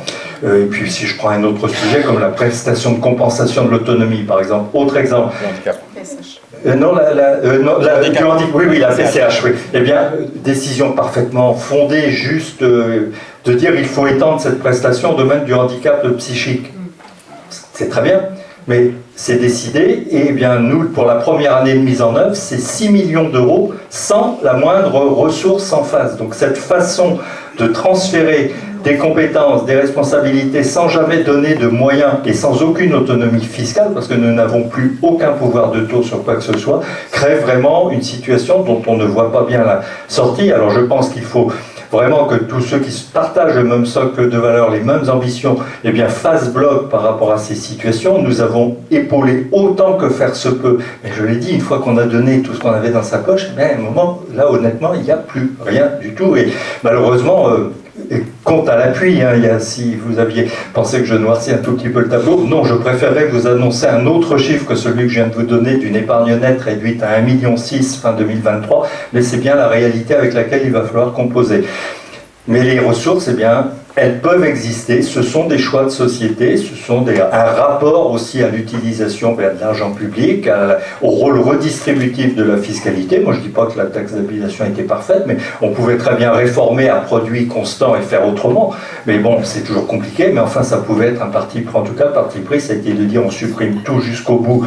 Et bien, dites-vous toujours cela, si vous voulez des ordres de grandeur, 24 milliards d'euros par an, chaque année, ça s'ajoute, parce que chaque année, il faut financer les compensations. Alors, qu'est-ce qu'on ne ferait pas avec 24 milliards on pourrait financer 2 plans de grand âge et autonomie, mais un seul suffirait, parce qu'il y a tellement d'autres secteurs où il y a des besoins criants. Donc c'est un petit peu dans ce contexte-là que nous nous sommes trouvés confrontés. Et là, très largement, je pense qu'il y a quand même dans tous les départements, et quelles que soient les gestions ceux qui ont les approches les plus libérales et minimalistes, nous disent bien qu'ils passent encore cette année, mais que dès l'année prochaine aussi, même en ayant fait parfois le choix du service public à minimum, eh bien, ils ne se retrouvent pas. Alors, dans un contexte où l'Ille-et-Vilaine, vous le savez, a aussi des spécificités, notamment un très très fort taux de couverture d'établissements qui sont à 92% conventionnés à l'action sociale. Ça, c'est un choix historique, et qu'elle soit en gestion publique, associative, voire en congrégation, 92% de ces établissements sont conventionnés et donc permettent de bénéficier de l'aide sociale aussi dans le cadre des CEPOM et des conventions d'encadrement. Donc on a utilisé un petit peu tous les leviers que l'on pouvait. Et donc nous, notre première préoccupation, c'est pas la multiplication des contrôles sur les structures lucratives et autres. Elles existent dans le paysage, mais de façon relativement marginale et sans poser de difficultés majeures. Mais c'est de préserver cette capacité à soutenir. Et puis conventionnement, eh bien c'est quand même même aussi à peu près pour nous 15 millions d'euros où on prend en charge bien le financement, parce qu'il faut se redire que même malgré le concours important du département des ARS, le résident il paye quand même en moyenne 50%. Même autour, quand on plafonne à 2100, 2200, ça part. Mais ça ne représente que 50% du coût de la place, mais c'est déjà beaucoup. Et bien sûr, ça dépasse un très très grand nombre de retraites, même s'il y a une pension de reversion. Et très souvent, c'est le département qui peut venir en appui pour compléter ce financement. Donc voilà cet élément de paysage. J'aurais préféré vous faire des descriptions plus porteuses de perspectives et plus joyeuses, mais c'est vraiment cette réalité-là qui va être la nôtre dans les mois qui viennent. Et on espère vraiment une réforme en profondeur du financement des conseils départementaux, parce que sinon ce n'est pas tenable, quels que soient les choix que l'on peut porter et les différences de choix qui peuvent se faire ici ou là. Merci.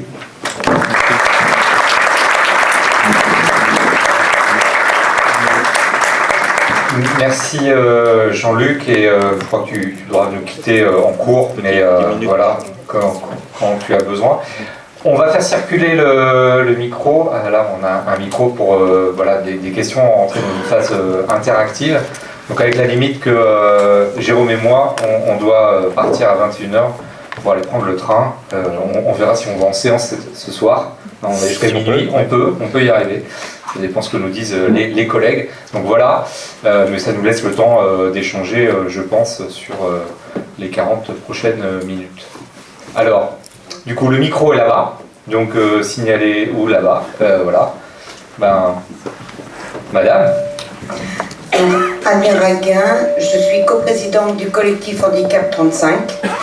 Donc actuellement, je vais me considérer comme vieille et handicapée en plus. Alors moi, ce qui m'inquiète, je vois, c'est pas très florissant tout ce que vous nous annoncez, ça nous fait même, moi ça me fait peur. Parce que je me dis, qu'est-ce qui va m'arriver le jour où je serai obligée de rentrer dans une EHPAD et que je ne pourrai plus me faire moi-même mes soins pour mon handicap? Est-ce que j'aurai quelqu'un qui sera capable de m'aider? On prend quelques-unes. Ouais, on prend plusieurs questions, comme ça on se répond. Oui, pardon, excusez-moi, je rebondis, effectivement, moi je suis enseignante et on a quand même pas mal de jeunes filles qui ont une orientation subie sur des bacs pro type ASSP, structure au domicile. On constate un taux de démission énorme, autour de 50%, et une fois qu'elles sont diplômées, elles arrêtent assez rapidement. Les conditions de travail, évidemment, sont mises en avant, mais pas que, en fait. Il y a aussi toute la confrontation, quand on a 16 ou 17 ans, de se retrouver face à la vieillesse et toute la délicatesse que ça nécessite. Et à chaque fois, les jeunes filles disent la même chose. Vous savez, madame, c'est dur de laver une personne qui n'est plus autonome et qui a 85 ans. C'est pas facile. Et donc ça, voilà, quoi proposer pour qu'on soit effectivement dans un choix de métier et non plus sur des personnes qui subissent ce métier. Merci. Il y a deux autres questions là, on n'a qu'à prendre. Deux messieurs là. Ah, il y avait là-bas, ok. On reste sur les dames. Je suis d'abord, merci pour ces mots, parce que ces mots et ces formules, il y en a qui réconfortent et qui font beaucoup de bien. Donc encore bravo, et puis on va vous soutenir pour ce qui vous attend. À l'évidence, je suis une représentante des locataires chez un bailleur social. Ah oui. À ce titre, tous les ans, on vérifie, après les commissions d'attribution de logement, on vérifie l'occupation des logements. Il y a depuis longtemps une question qui me taraude, parce que dans l'invisibilité dont vous parliez, il y a aussi celle-ci, c'est qu'on ne regarde pas l'occupation des personnes après 65 ans. On n'étudie pas du tout leur occupation.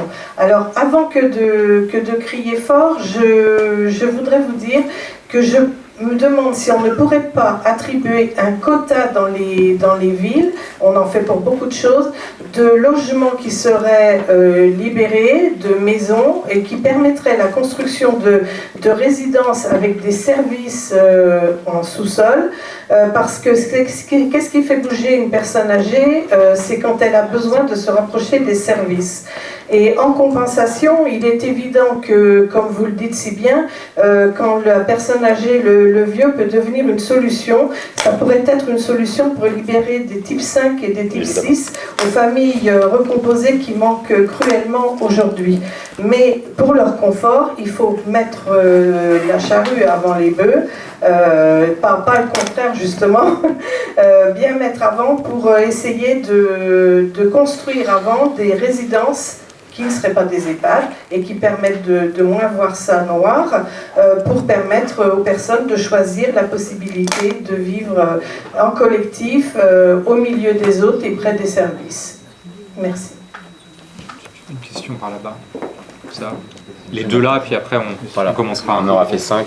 Et bonsoir, Rémi Coudron, je préside une association d'aide et de soins à domicile. Nous sommes également gestionnaires d'établissements, d'un EHPAD, foyer de vie, hébergement temporaire. J'ai beaucoup apprécié tous les propos qui ont été tenus ce soir, mais ceux de Jean-Luc Chenu, le président du conseil départemental, nous renvoient à la triste réalité et les problèmes de fond qui sont ceux du financement de la dépendance. Pour ce qui me concerne, ça fait déjà quelques décennies que je suis engagé dans l'aide et le soin en direction des personnes fragilisées. Et je me souviens, ça fait déjà quelques années, c'était en 1990, où j'avais eu le plaisir de remettre au Premier ministre de l'époque, Michel Rocard, un fascicule intitulé « Pour la reconnaissance du risque de dépendance ». C'était à l'occasion du 70e anniversaire de notre réseau, UNA, puisqu'on appartenait à ce réseau-là. Aujourd'hui, ce risque de dépendance, il a été créé par la loi de financement de sécurité sociale 2021. Il est créé, il est confié à la CNSA en termes de gestion. Par contre, il n'a strictement aucun financement. Et le problème qui nous est posé, c'est bien le financement de cette prise en charge des personnes fragilisées, le financement de la dépendance. Ceci a été évoqué. Alors, je ne vais pas revenir sur toutes les analyses que vous avez menées, qui sont très bonnes, du rapport Libaud, qui est très bon comme rapport, qui est très des perspectives. Mais n'oublions pas que, et j'ai eu l'occasion de rencontrer quelques parlementaires, voire même quelques spécialistes gouvernementaux lors des assemblées générales du mouvement auquel j'appartiens, qui est le MENA, et depuis plusieurs années, on nous dit, projet de loi grand âge, oui, mais attention, il y a un dogme, ce que j'appelle le dogme gouvernemental, qui est de ne pas augmenter les prélèvements sociaux. Or, je ne vois pas comment on peut créer un risque social sans lui affecter une ressource pérenne, stable, et c'est bien là l'enjeu du problème. Donc je suis de ceux qui aujourd'hui demandent à ce que l'on redonne, j'allais dire, le goût de... Enfin, que l'on réactive la culture de l'impôt, parce que payer l'impôt en société, ça me paraît normal. Je ne vois pas comment on peut faire société s'il n'y a pas un impôt. Et puis, se rappeler simplement le principe de base de la solidarité, qui fait que chacun reçoit selon ses besoins et contribue selon ses moyens. Et alors, j'ai vu dans la proposition que vous faites, vous proposez d'augmenter la contribution additionnelle sur la solidarité autonomie de la passer à 0,3-0,6. Pour ce qui me concerne, les propositions que j'ai pu énoncer, y compris au niveau national, je la passe carrément à 1%, ce qui permettrait de 0,3 à 1%, on gagne 2 milliards, à peu près 2 milliards. Mais le problème de fond, il est bien celui-là. Comment pouvons-nous nous mobiliser? Comment les élus nationaux sont en capacité de prendre ce dossier et faire en sorte qu'un financement stable, pérenne, soit dégagé, et pour que demain, on puisse en effet parler de véritable dignité de vie chez nos aînés. Et monsieur, puis après on va commencer. On va commencer les réponses. Mais bravo, monsieur. Voilà. Donc merci bien pour votre intervention. Donc je suis membre d'une association des anciens fonctionnaires européens. Donc on essaye d'aider nos collègues qui ont des difficultés. Et donc on a une particularité, on n'est pas lié à la sécurité sociale française. On a notre propre régime donc de caisse maladie, etc., caisse dépendance. Alors pour les aides à domicile, pour les personnes qui restent à domicile, on n'a pas trop de difficultés. Parce que la partie soins médicaux, la partie Être dépendance, elle est facilement identifiable et donc on a une possibilité pour ses collègues de recevoir une aide de notre régime. En revanche, en EHPAD, c'est beaucoup plus compliqué d'avoir la division entre soins médicaux, soins liés à la dépendance et toute la partie hôtelière. Car c'est bien évident que notre régime ne va pas financer la partie hôtelière, mais ne va contribuer qu'aux deux autres parties. Donc on a beaucoup de difficultés à avoir cette distinction dans les factures ou dans les devis. Les devis qui sont faits généralement par un directeur d'EHPAD, il nous donne le total, et je poserai une question à la fin de mon intervention là-dessus. Donc il nous donne le total, et quand on a commencé à creuser la question, on s'est aperçu qu'en fait, les soins médicaux, il y a un forfait qui est fait avec un conventionnement, donc c'est pas simple du tout d'isoler qu'est-ce qui relève exactement des soins médicaux. Pour la dépendance, alors il y a le fameux GIR, les fameux GIR qui existent. Enfin, les critères, c'est propre à la France. Donc les autres pays sont différents. Enfin, peu importe. Donc on a les GIR. Et le sida, c'est pas évident d'isoler ce qui va être soins dépendance pour la totalité de l'EHPAD. Donc voilà un peu, dans votre projet de loi de 166, j'ai bien compris, 166 propositions, est-ce qu'il y a quelque chose de prévu sur ce point? Et bon, je vous dis franchement, ce projet, il n'est pas très connu. Je ne savais pas qu'il y avait ce projet de loi de 166 propositions. Je ne sais pas si dans la salle, il y en a qui l'ont examiné, mais est-ce qu'on ne pourrait pas avoir une diffusion un peu plus large, peut-être, de ce projet? Alors, j'en viens à ma question. Ce qui a surpris et étonné, c'est la différence, souvent géographique, dans les factures d'EHPAD. Ça va, bon, la moyenne, c'est à peu près 2500 € par mois pour un EHPAD. Il y a des EHPAD moins chers. Bon, le moins cher, c'est en Creuse, après ce qu'on a vu, c'est moins cher. Par contre, à Paris ou Côte d'Azur, ça peut aller 6 000, 8 000 € le mois.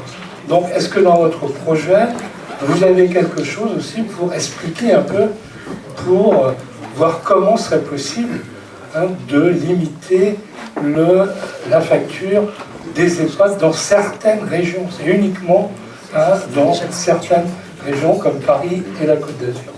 Voilà, merci, j'étais un peu long. Alors, comme Jean-Luc doit nous quitter, juste tu interviens sur un des sujets, et puis on te laissera partir. Oui, juste, vous évoquez à juste titre la question des taux de contribution CSG, RDS. Alors dans la loi de finances pour la sécurité sociale, il a été acté une très légère évolution de ce taux, mais elle doit quand même produire, selon les spécialistes, entre 2,5 milliards et 2,6 milliards par an. Or, aujourd'hui, on est dans une situation d'opacité intégrale, et on en a encore discuté avec mes collègues quand on était en rencontre de négociation avec la ministre. 2,6 milliards, vous voyez ce que ça représente? Eh bien, on nous parle du geste le fameux geste 24 à 150 millions d'euros, mais c'est 5%. Et les 95 autres pourcents, il y a une opacité totale à ce stade pour savoir à quoi c'est destiné, pour financer quel type d'action. Et du coup, mais là il faudra que les parlementaires soient extrêmement vigilants, est-ce qu'il n'y aurait pas des tentations de transfert, par exemple, de choses qui aujourd'hui seraient dans le budget de l'État vers les comptes de la sécurité sociale pour parfois afficher de meilleurs ratios? Bon, c'est qu'une hypothèse, mais comme on a vu des fois des choses de cette nature se faire, aujourd'hui, on ne sait pas à quoi doivent aller l'essentiel de ces ressources qui vont commencer à être engrangées parce que c'est opérationnel depuis le 1er janvier dernier. Donc, point de vigilance parce que le compte n'y est pas. Merci Jean-Luc pour ta présence ce soir. Merci Jean-Luc, merci à toi. Voilà. Moi je vais... Oui, merci. Voilà. Il faut toujours applaudir son président de département. Vas-y, oui, bon, je vais laisser surtout Jérôme parce que c'est vraiment son dada, vous avez vu tout à l'heure répondre. Moi je voulais répondre sur la partie ressources, parce qu'en fait ce que vous dites est particulièrement juste sur ce sujet et d'autres. Moi je suis à la commission finances de l'Assemblée nationale, et c'est ce que je vois depuis juin 2022 où je suis élu. C'est-à-dire que quand on part sur toutes les politiques publiques sur un dogme qui est pas de nouveaux prélèvements, nous avons été soi-disant élus là-dessus, alors que, voilà, on peut le dire, il a quand même, le président Macron a surtout été élu contre l'extrême droite. Et je ne crois pas que chacun soit allé avec son bulletin de vote en disant « Génial, il n'y aura pas d'autres prélèvements et tant pis pour les nouvelles politiques publiques ». Donc ça, c'est sur ce sujet et c'est extrêmement compliqué. Donc on a un enjeu de mobilisation sur ce sujet et sur d'autres. Parce qu'à un moment donné, un dogme, ça peut s'effriter vis-à-vis de la réalité, avec un gros point, c'est que moi je le vois en commission finance sur ce sujet ou sur d'autres, on arrive en commission à dégager des majorités pour voter des nouvelles ressources qui sont immédiatement enlevées et pas reprises en 49.3 parce qu'on n'avait pas de séance, donc pour ce domaine. Et je vais laisser Jérôme compléter parce qu'en fait, on a des pistes sur quel levier on pourrait mobiliser sur ces nouvelles ressources. Clairement, il ne s'agit pas, ça va être une ressource multifactorielle. Ça ne va pas être un sujet, voilà, c'est plutôt les petites rivières qui font justement ce dont on a besoin, c'est 10 milliards par an à l'objectif de 2030 et qui grandissent ces 10 milliards puisque à mesure qu'on ne fait rien. Hein, parce qu'il y avait déjà aussi des plans où on était à 5 milliards en 2024 hein, qui permettaient d'enclencher. Et de toute façon, il faut qu'on le prévoie parce que demain on aurait 5 milliards, on aurait 6 milliards sur ce sujet. Bah, on n'arriverait pas à tout le dépenser, parce qu'en fait, il faut vraiment rentrer dans quelque chose de très long. Je vais laisser Jérôme compléter sur les différents sujets également. Merci. Pardon, parce qu'on fait le débat politique en temps réel. Vous avez compris qu'il y a le vote du texte demain. Et là, on essaye de coordonner une tribune, enfin un courrier commun de plusieurs présidents de groupe de différentes sensibilités pour dire à Gabriel Attal qu'il faut qu'il confirme l'engagement de la loi pour 2024. Ce qui me permet d'ailleurs de répondre sur ce point-là, parce que vous avez fort justement pointé ce sur quoi ça achoppe, c'est le financement. Et oui, une branche autonomie a été créée, mais pour l'instant c'est une vitrine, et on n'a pas défini les ressources de financement. Alors, pour être tout à fait honnête, il y a, soyons pas trop techniques, vous avez eu beaucoup de chiffres avec Jean-Luc Chenu, mais 0,15 points de CSG qui sont affectés à cette branche autonomie, donc qui rapportent 2 milliards. Mais le problème, c'est que pour partie, ils ont déjà été consommés pour financer le Ségur de la santé, et il fallait le faire, la revalorisation des personnels, et que surtout pas à la hauteur de l'enjeu, parce que je le redis, derrière, c'est les moyens pour accompagner les personnes. Je vais vous donner qu'un seul exemple. Je vous avais dit, Emmanuel Macron, en 2022, dans sa campagne électorale, il n'y avait plus d'engagement sur une loi grand âge. Le seul engagement qu'il a pris, c'était la création de 50 000 postes supplémentaires dans les EHPAD. Alors dit comme ça ne vous parle pas beaucoup, il y a 7 000 EHPAD, un peu moins de 7 000 EHPAD en France. Donc déjà, c'est pour améliorer le fameux ratio d'encadrement dont je vous parlais tout à l'heure, qui est notoirement insuffisant. Il y a en moyenne 6 salariés pour 10 résidents. Voilà, 6,2, 6,3 en fonction des structures. Et c'est pas suffisant, tout le monde s'accorde à le dire. Voilà, et c'est pour ça que... Et donc, il dit 50 000 postes. Au début, il dit sur la durée du quinquennat, sur 5 ans.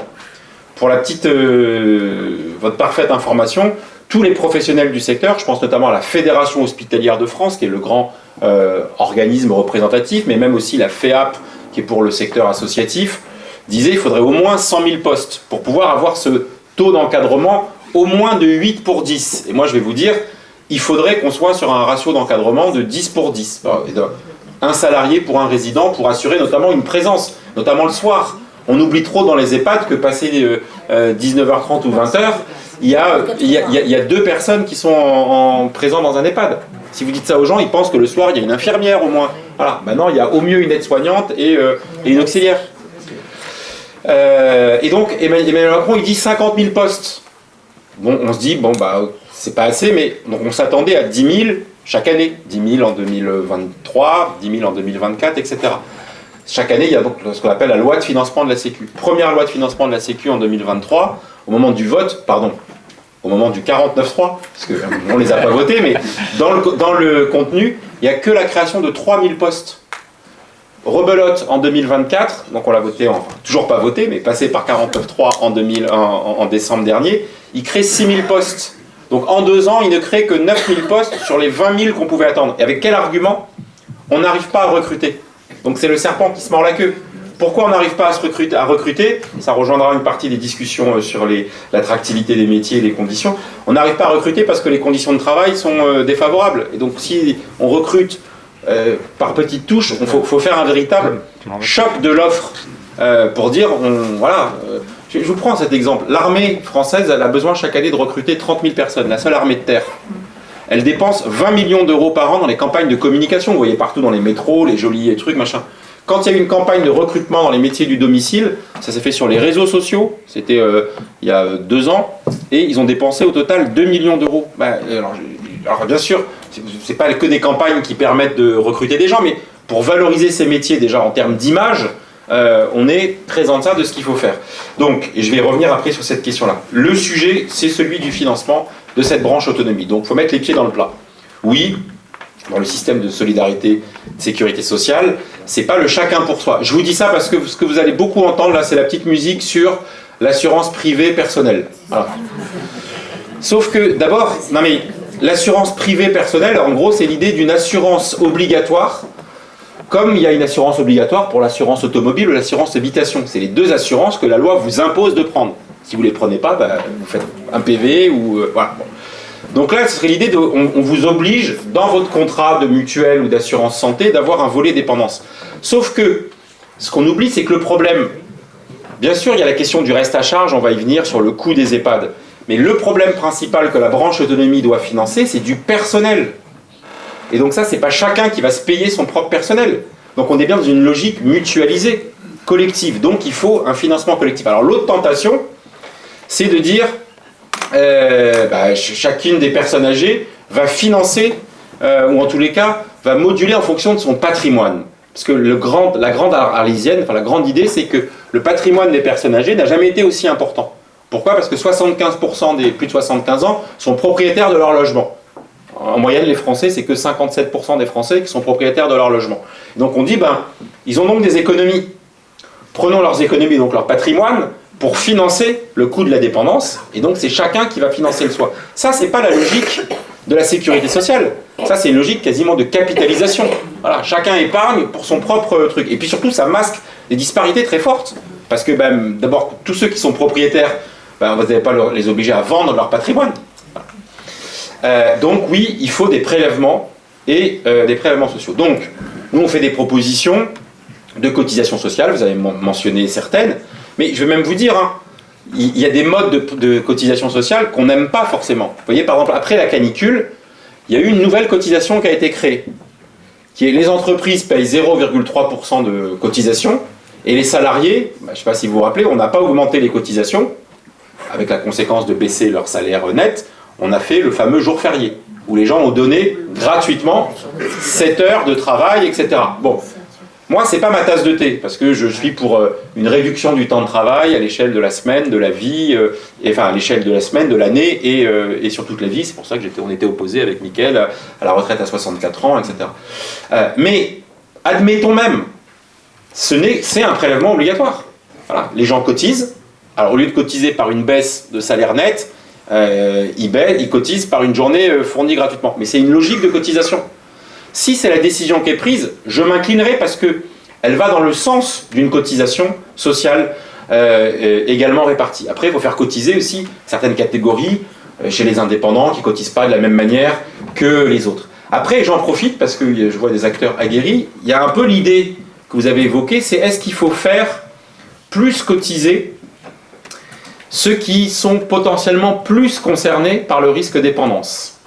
Vous voyez, actuellement, la sécurité sociale, c'est un beau principe. Les actifs cotisent pour les retraités en matière de retraite, les biens portants pour les malades, même si on a commencé à introduire les franchises médicales, qui est une forme d'impôt sur la maladie. Et donc, il y a une petite musique à laquelle, moi, je suis ouvert à la réflexion, qui est de dire, il pourrait y avoir une cotisation dépendance, mais dont le montant augmente dans le temps. C'est-à-dire la cotisation, elle pourrait être plus faible quand vous avez 25 ans, elle monte quand vous avez 40, et elle est plus importante quand vous êtes déjà retraité. Alors je dis ça, en général à ce moment-là les gens hurlent, mais je vous dis ça, je n'ai pas de religion en l'espèce. Mais il y a une manière, voilà, qui est de dire, est-ce qu'il faut Et c'est en parlant avec des associations de personnes âgées qui disent, vous mentionniez, pardon, c'est un peu technique, une contribution additionnelle de solidarité pour l'autonomie qui avait été créée en 2014 de 0,3% et qui n'est payée que par les retraités, au nom d'un principe dont les revenus sont supérieurs à 1 200 euros, dont les retraites sont supérieures à 1 200 euros. Donc là, c'est l'idée de se dire, on va demander un effort plus important à ceux qui sont plus proches de la survenance de ce risque. Ce serait une nouveauté dans le système de protection sociale parce qu'on module le financement, donc c'est plus une solidarité horizontale, on dit aux gens, bon, vous êtes plus concernés. Mais si c'est un point de compromis, est-ce que les retraités sont prêts à l'accepter? Vous savez, quand Emmanuel Macron est arrivé en 2017, il a augmenté la CSG des retraités. Les retraités n'étaient pas très contents, vous vous en rappelez. Mais je pense qu'il a commis une erreur. Vous voyez, je me mets à la place, j'essaie de trouver des solutions, on essaye de co-construire parfois. Je suis convaincu que si à l'époque il avait dit cette augmentation de la CSG, c'est pour financer la branche dépendance, le niveau d'acceptation aurait été plus grand. Comme il a dit cette augmentation de la CSG, c'est pour augmenter le pouvoir d'achat des actifs, puisque ça s'est traduit par une baisse de cotisation pour les actifs, les gens ne comprenaient pas. C'était une sorte de solidarité à l'inverse. Les retraités finançaient l'augmentation du pouvoir d'achat des actifs. Alors certains vont dire. Donc, peut-être que c'est une piste. Voilà. Mais en tous les cas, ce qui est certain, c'est que tout le monde devra contribuer. Je vous le redis, la Cour des comptes dit qu'il faut augmenter cette dépense publique. Alors après, il y a d'autres ressources qui doivent être mobilisées. Il n'y aura pas une seule. Les petits ruisseaux feront les grandes rivières. Par exemple, dans le rapport, dans la proposition de loi, on propose de mettre en place une redevance sur les EHPAD privés. Aujourd'hui, les EHPAD privés commerciaux, on leur donne une autorisation publique et ils gagnent de l'argent avec ça. Même, on leur verse les ARS versent une dotation soins avec lesquels ça finance les postes médicaux, les soignants. Et vous avez même vu chez Orpea, ils ont détourné cette dotation soins après quelques manips. Donc l'idée, c'est de dire, vous avez une autorisation publique, c'est pas illégitime, y compris pour diminuer vos profits que vous faites, de faire comme on fait par exemple sur les fréquences téléphoniques. Quand l'État attribue à Bouygues, Free ou SFR la fréquence pour vos téléphones portables, ils doivent verser une redevance. Un concessionnaire autoroutier, on lui donne l'exploitation de l'autoroute et il verse une redevance à l'État. Là, l'idée, ce serait de demander une redevance aux opérateurs privés. Alors, on a un rendement, ça rapporte 500-600 millions d'euros, mais vous voyez, en multipliant, et moi, il y a une autre piste de financement qui est de ne pas demander individuellement aux personnes âgées sur leur capital de financer, mais à l'échelle globale. Voilà. Les droits de succession, alors quand on parle de ça, les gens ont peur. Ils pensent qu'on va venir leur piquer leur héritage. Voilà. La réalité, moi, je vous parle des principaux héritages dont je ne pense pas que beaucoup soient concernés dans cette salle, c'est-à-dire des héritages supérieurs à 1 million d'euros ou 1 500 000 euros, et ceux à 10, 20 millions d'euros qui ne contribuent pas suffisamment au financement. Et comme, pardon de le dire, mais avec ce que j'évoquais tout à l'heure, là, on va avoir une augmentation du nombre de décès, du fait du vieillissement. Voilà. L'année dernière, vous savez, pour la première fois, c'était pas neutre, c'est la première fois que le nombre de décès a dépassé le nombre de naissances en France. Première fois depuis 1944. Donc quand même, l'augmentation du nombre de ce décès va faire qu'il y a une augmentation des successions. Donc je souhaiterais que l'impôt sur les successions, mais pour les successions les plus importantes, encore une fois, le patrimoine moyen des Français c'est 150 000 euros, donc c'est pas à eux dont je pense. Voilà, je pense aux grosses successions. Et là, l'idée d'aller chercher 1 ou 2 milliards d'euros de droits de succession sur les successions les plus importantes, au-delà de 2, 5, 10, 20 millions d'euros, c'est possible. Donc voilà, franchement, c'est qu'une affaire, Mickaël le disait, il est à la commission des finances, c'est qu'une affaire de volonté politique. On se heurte aujourd'hui à l'idée de se dire pas d'augmentation des prélèvements obligatoires, sauf que ça ne tiendra pas et que ça entretiendra cette crise du vieillissement. Il faut que j'aille plus vite sur les autres réponses parce que c'est des questions passionnantes. La première, l'autonomie, c'est la question, ce qu'on appelle la politique de l'autonomie, c'est personnes âgées, personnes handicapées. Le problème qu'on a en France aujourd'hui, c'est qu'il y a un cloisonnement entre ces deux problématiques. Qui est paradoxal, parce que souvent on est sur des problématiques de perte d'autonomie qui sont identiques. Je mets les pieds dans le plat, ça va peut-être vous faire réagir les uns et les autres. L'accompagnement de la politique du handicap est plus favorable en France que la politique de la dépendance. Je vous prenais l'exemple des ratios de personnes handicapées. Voilà, alors, exactement. Les établissements d'hébergement pour personnes handicapées, ils ont déjà des ratios de personnel qui sont bien plus importants que dans les EHPAD, alors que souvent aujourd'hui, on est sur des problématiques assez comparables. Voilà, et que les foyers de vie, les foyers d'accueil médicalisés, ils ont un nombre de personnel qui fait que vous entendez rarement dans les foyers pour personnes handicapées les gens se plaindre de l'insuffisance de personnel. Que donc si on s'alignait... Voilà. Si vous êtes une personne handicapée qui vieillissante va en EHPAD, là il y a une dégradation. Même chose, Jean-Luc en parlait tout à l'heure, sur l'APA et la PCH. Je vous prends un exemple. Vous avez 59 ans et 10 mois. Vous faites un AVC. Vous êtes en fauteuil roulant. À ce moment-là, vous allez être éligible à la prestation de compensation du handicap, parce que vous êtes considéré comme une personne en situation de handicap. Et le barème de la PCH va vous permettre d'avoir une aide individuelle pour financer l'accompagnement, qui potentiellement est 2 à 3 fois supérieure au barème si vous avez 60 ans et 1 mois, vous faites le même AVC, vous êtes dans le même fauteuil roulant, et à ce moment-là, on va vous dire vous êtes une personne âgée dépendante, et vous bénéficiez de l'allocation personnalisée à l'autonomie, dont le barème est moins favorable que le précédent. Donc moi je plaide, ça avait été inscrit par Jacques Chirac dans une loi de 2005, sur la suppression de ce qu'on appelle la barrière d'âge, et la convergence en disant on part de la situation de la personne. Bon, sauf que là, le nivellement, il faut le faire par le haut, pas par le bas. On ne va pas aligner la situation des personnes handicapées sur la situation des personnes âgées, c'est plutôt l'inverse. Ça coûte beaucoup d'argent. Mais à un moment donné, le degré de maturité d'une société et d'une civilisation se mesure à la manière dont on accompagne les personnes les plus fragiles. Donc, je ne veux pas rajouter à votre déprime, madame, mais c'est évidemment une double peine pour les personnes handicapées au moment de la situation de l'avancée en âge.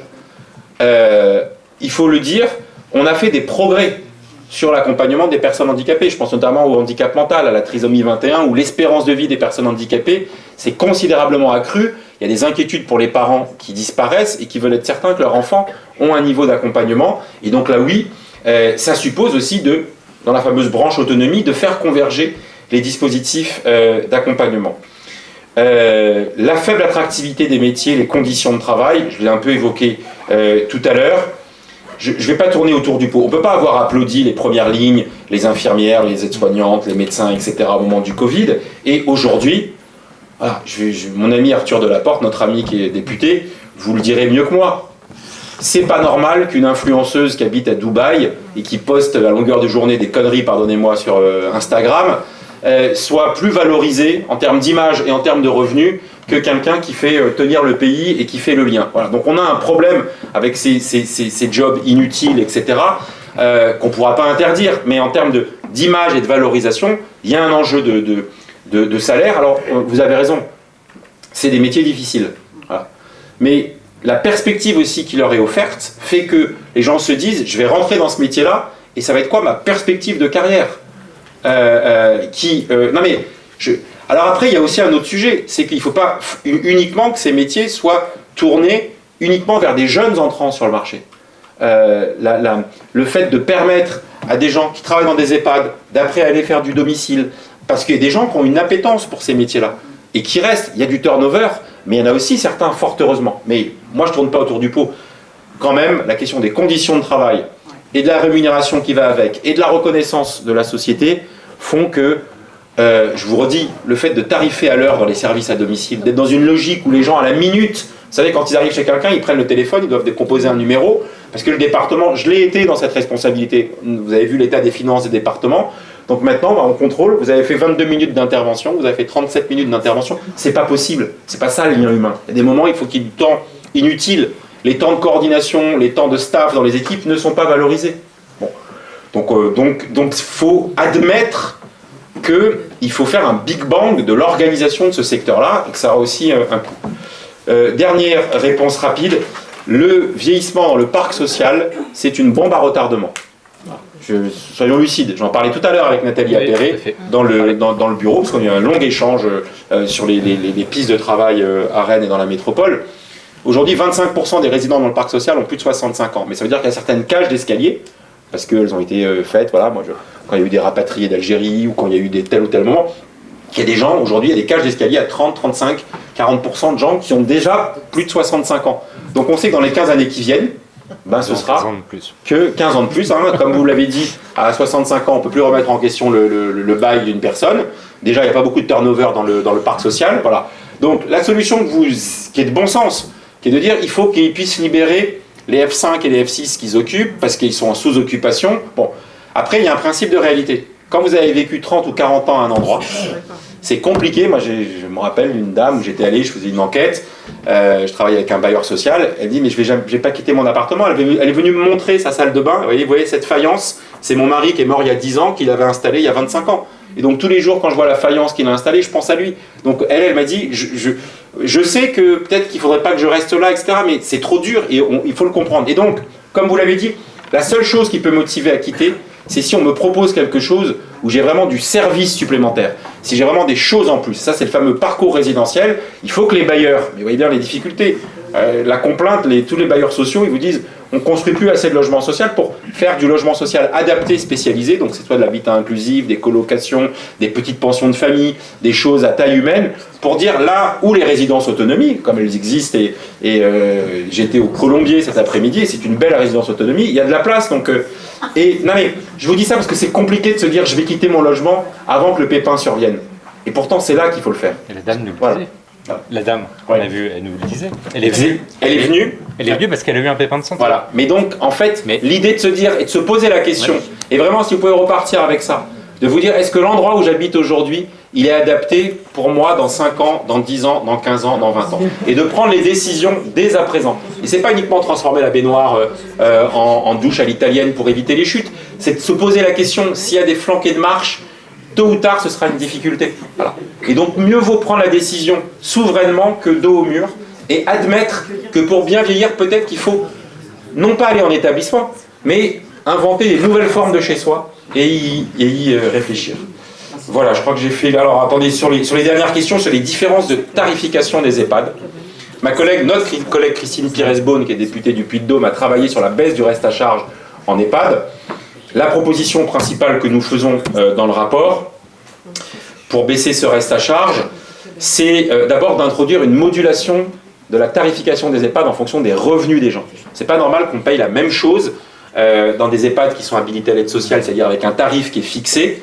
C'est pas normal qu'on paye la même chose, qu'on soit un retraité avec au minimum vieillesse ou qu'on soit un cadre supérieur. Et donc l'idée d'une modulation permettra de dégager des revenus pour l'établissement. Et pour être tout à fait honnête, le meilleur moyen de baisser le reste à charge dans les EHPAD, c'est de faire en sorte qu'il y ait des dépenses qui soient plus prises en charge par la sécurité sociale que par le tarif hébergement. Aujourd'hui, par exemple, vous savez que le directeur, vous savez mieux que moi, le directeur d'un EHPAD, il est financé sur la section hébergement. Et c'est pas réparti sur la sécurité sociale et sur la section soins.